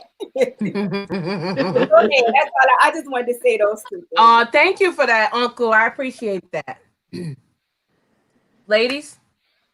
Okay, I will close it out because I've got to get this bird fed before she starts walking. So in closing, I just want to tell people, I have 3 things if you don't mind. Please know your body. Know your body. Take a journal, write it down. If you eat a certain thing and you feel a certain way, write it down, because that's what helped me during my diagnosis. I had everything. I do a just like when you were 13 and you got your cycle and your mama said, write it down, you know, your 28 days. Right. And you're right. And I do a process of elimination, but as a medical person, I could do that. I'm not telling you guys to do it. So just listen to your body, write it down, go to your doctors. But when they were coming at me saying, "You have this," no, I don't. That's not on the list. I didn't have that. I had everything written down. So just listen to your body, guys. Take one day at a time. Try to be as stress-free.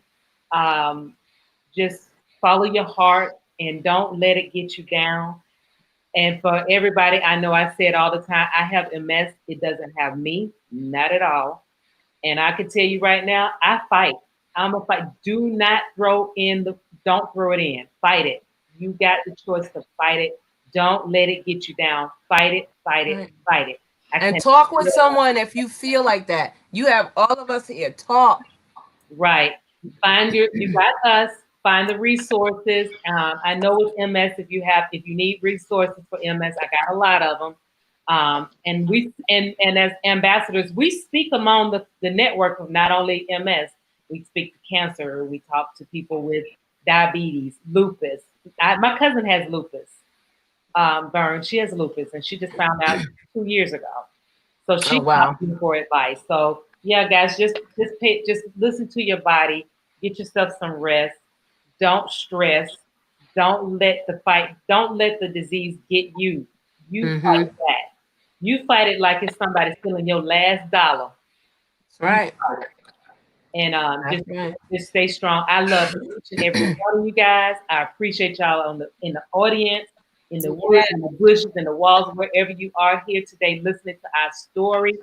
It is greatly appreciated. And I will talk forever, but I'm going to shut it up so everybody else can talk.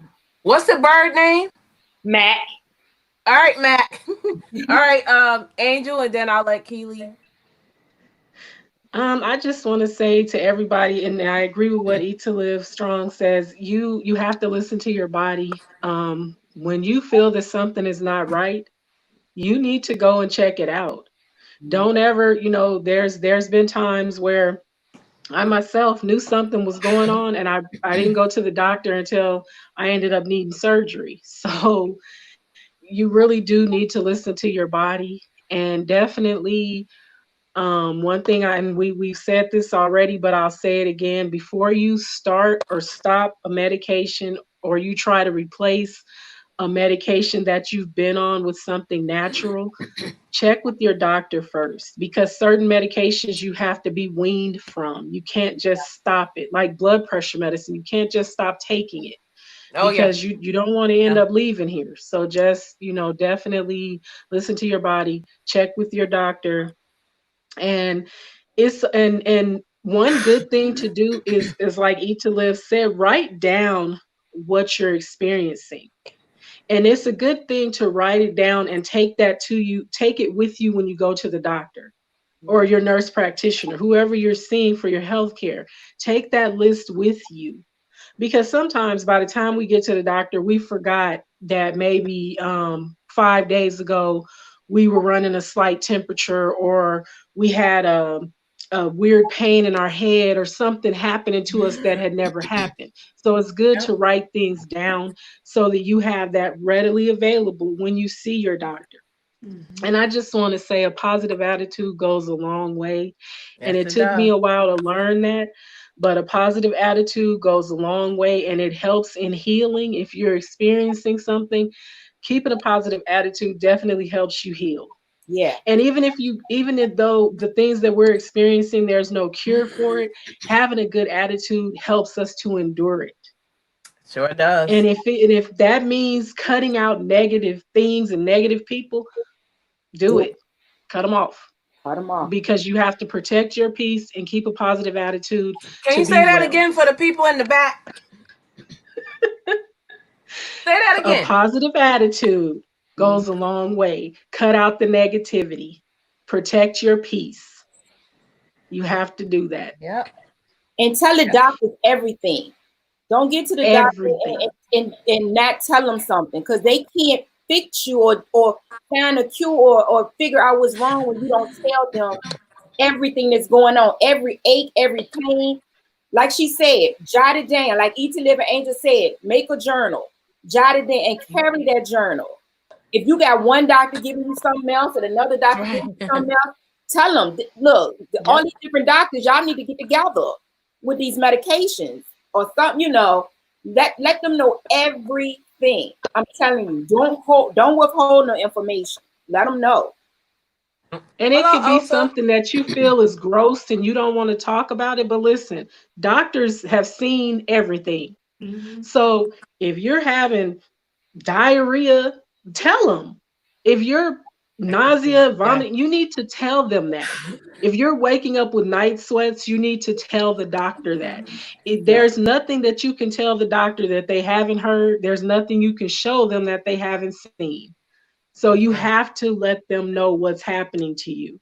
so that they can properly diagnose you or have the right testing being done. Because the reason a lot of us experience going through years of not knowing what's wrong is because when we go to the doctor sometimes, and I'm not saying us on the panel, but a lot of people are not honest about what they're experiencing when they go to the doctor.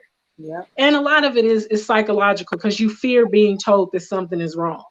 You always fear the worst. And so you hold things back that you really shouldn't hold back. You need to tell the doctor what's happening so that it doesn't take a year or 2 years or 3 years for you to be diagnosed. Exactly. And stay on top of your doctors. If something is wrong with you, they need to be helping you figure it out instead of just pushing you aside and, like Kristen was saying, telling you it's in your head. Because we know when something is wrong with us. We It's know your we don't body. just wake up and It's start your falling body. for no reason. You know your body. So when something is wrong with you, don't let somebody tell you, oh, that's in your head. No, no, absolutely Oh, that not. pain ain't nothing. Yeah, it is. Because Before they're not they in tell your you, body, so they can't tell you how you feel. Yeah. You know how you feel. So you don't let anybody tell you, you just, because I have people tell me, you're a hypochondriac. Woo! What? What? Oh no! I might have First had a of all, I'm none of that. No. And if I know this, I know my body. And if something is wrong with me, because I'm not a complainer, I've never been like a super, super complainer. So if something is wrong and I say I've had a headache for 5 days, that's not being a hypochondriac. Like, you need to step off. That's like, right.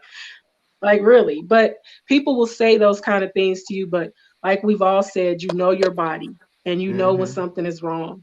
So don't let someone tell you that nothing is wrong. Stay on top of it. And your health is yours to manage.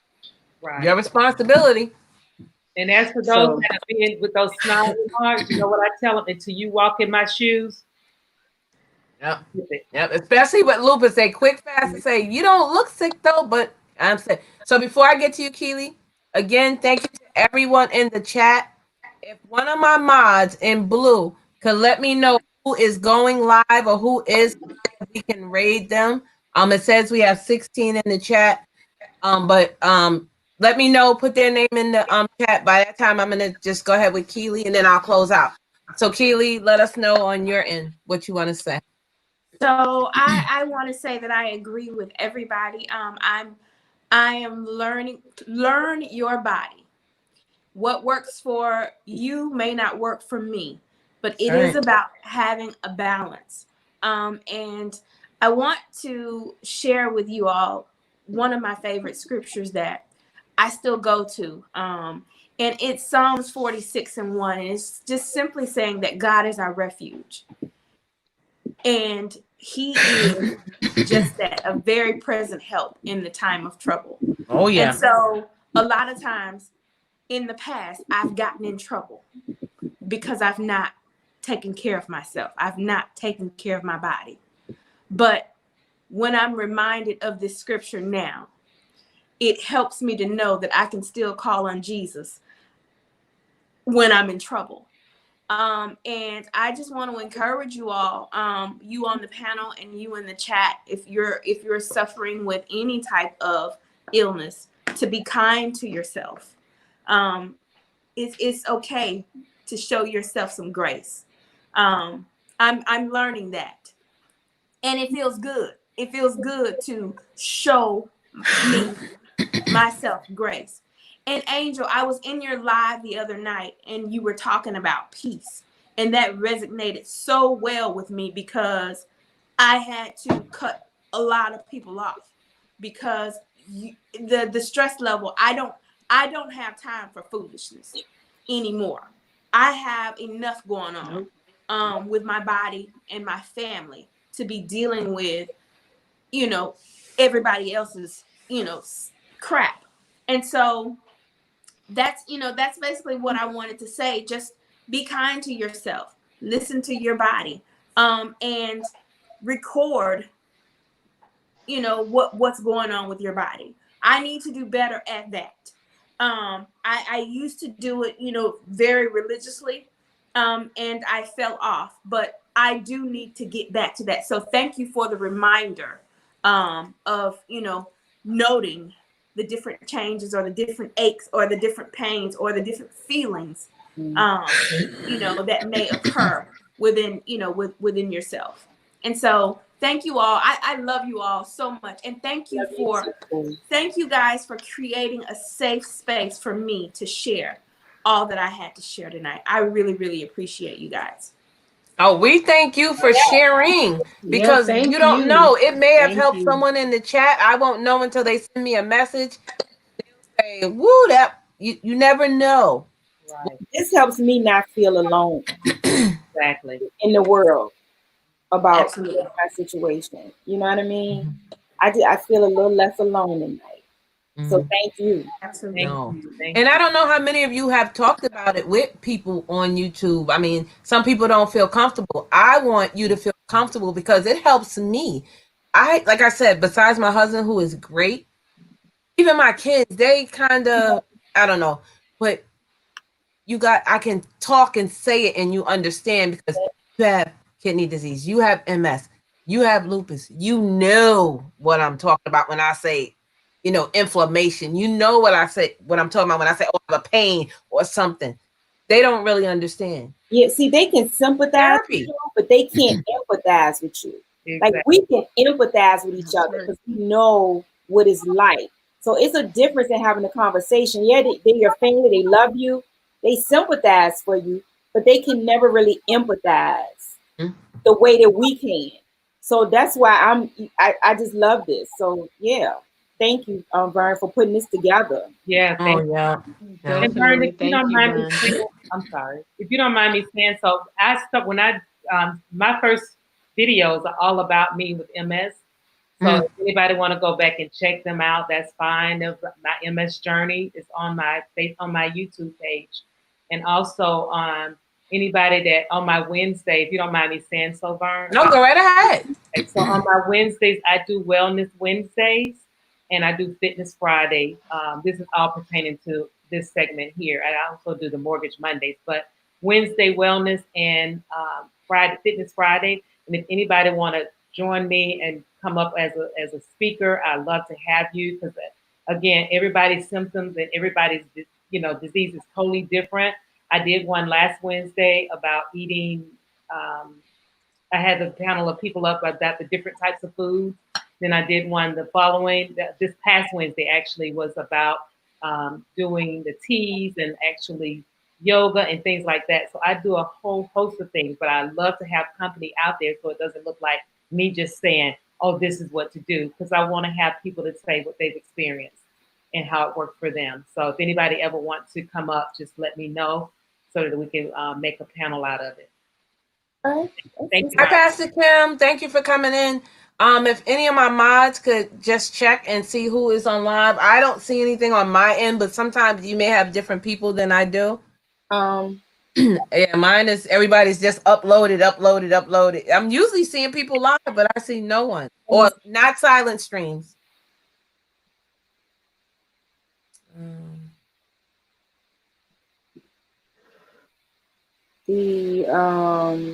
Everybody on my end just uploaded. I can't believe this. A lot of people uploading on my end too.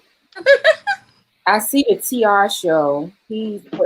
You're looking for somebody's having more of a discussion. Yeah, because he's a growth stream, right? He tells he talks sometimes, but most it's a growth stream. I don't see Pastor Kim. We are talking about autoimmune disease. I don't know if you have one or know someone that has one. If you feel comfortable coming up to talk, you can. Before we log off, it's up to you. But thank you for stopping in. I super appreciate you. I just saw her name. I see people saying hi to her. I spoke to her. Yeah. She jumped. Cheryl said TR show too. Let me see. Yeah, that's all I saw was TR. I don't see anybody either. I thought I just saw Toys World. These silent. Let me refresh my page. Yeah, that's what I'm gonna do. I'm gonna refresh.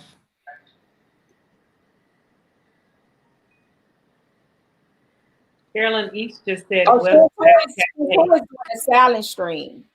Yeah, not a silent stream. Yeah, she's doing a silent stream.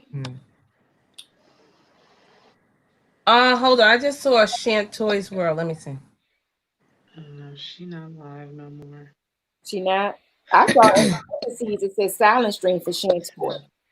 Oh, Shantoy silent? That's what when I look, it said late night chat. In parentheses, it says silent stream. Oh. It's Shantoy's World. Yeah. Yes. She got it in Okay. the title. Well, that's okay. I just wanted to see if you guys wanted to go over there. But you know what? I think everyone on the panel, if you guys are not connected with Foodie Squad, Eat to Live Strong, Angel Lives, Keely, Kristen Welton, or The Chosen Queen, please go to their page, go to their About section, check them out. Please do it the right way. You guys know how to subscribe to a person the right way. Let's spread love on each other. Let's be a little kinder when someone is saying that they're sick. Don't just assume because they look nice in front. Oh, this is what I get Keely a lot. Well, you got on makeup, your hair did, you got eyelashes. That don't mean I ain't sick. I'm hurting. I'm hurting. I'm in pain. Yeah. You know, so they tend to take that for granted. And sometimes when I get up and put on makeup, it does make me feel a little better because if I lay in that bed, I notice I feel like I get worse when I just lay there and do nothing. Not when I can't get up, but when I'm trying to rest. But you know, sometimes you have to get up to and that's one thing that I do not like. I do not like. But guys, today's panel was Queens, Uplifting Queens. We were talking about autoimmune. We learned a lot. We learned stuff from Foodie, from myself, Ethan Strong, Keely, Angel, Kristen. So you learn different things from people that you don't know what they're going through. True. Thank all you ladies. I think everybody on the chat. You guys are amazing. I see Carolyn East All, Cheryl Freeman, Edwana 365. Natural Way, Pastor Kim. And if I missed you, you're in the bushes. I'm sorry, but thank you. Thank you all for being here. We've been on 3 hours and 11, 12 minutes. It was a great discussion. I hope everybody learned something. Again, if you need to reach out to me, you are more than welcome to hit me up on IG and we can talk on the side because Foodie, you know, Angel, you know, and Eat to Live Strong, you know, we talk on the phone. So Keely, if you want to hit me up and you want to talk, girl, we can talk. I was trying to get Theology, but I know she's been going through something right now. She has lupus and she's been going through, you know, Theology, right, Angel? I do. Yeah. And she's been going through something. I know she's been going through she's been getting blood transfer. No, she's been getting therapy. I think they put her back on the chemo. Yeah, I think so. I think she's back on the chemo. So I just wanted to make sure that she didn't get back to me, but I've talked to her, but she didn't get back to me about this. So I'm thinking she may not have been ready, which is fine. But thank you guys. You know what we say. Today is a good day to have a great day. Never stop dreaming. And remember, no one is perfect. Always positive vibes, good energy. I wish peace and blessings to everyone. And guys, love and light. Thank you so much for being here. I super appreciate you all, ladies. I love you all. You know I do. Thank you. This was a great discussion. This was awesome. Yes, this was awesome. Good night, Good night, everybody. everyone. Good night. Good night. We couldn't find anyone live, so good night, everyone. Thank you so much. Yes, y'all have a good night. You too. Keely, she gone. She'll get it. She'll get it. You have a good night, Vern. You too, babe. Tell Erin I said hi.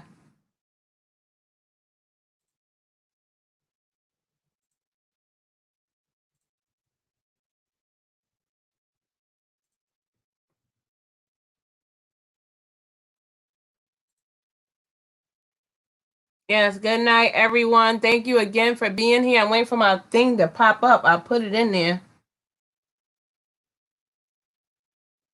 I don't see it popping up.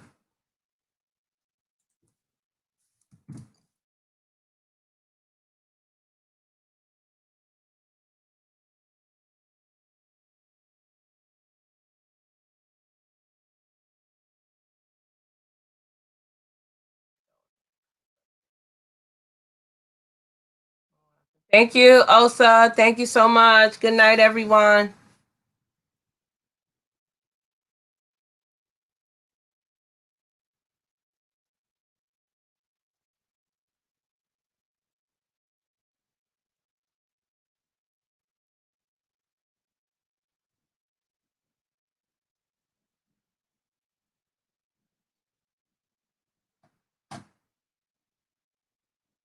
Good night, Edwana. Good night. Thank you.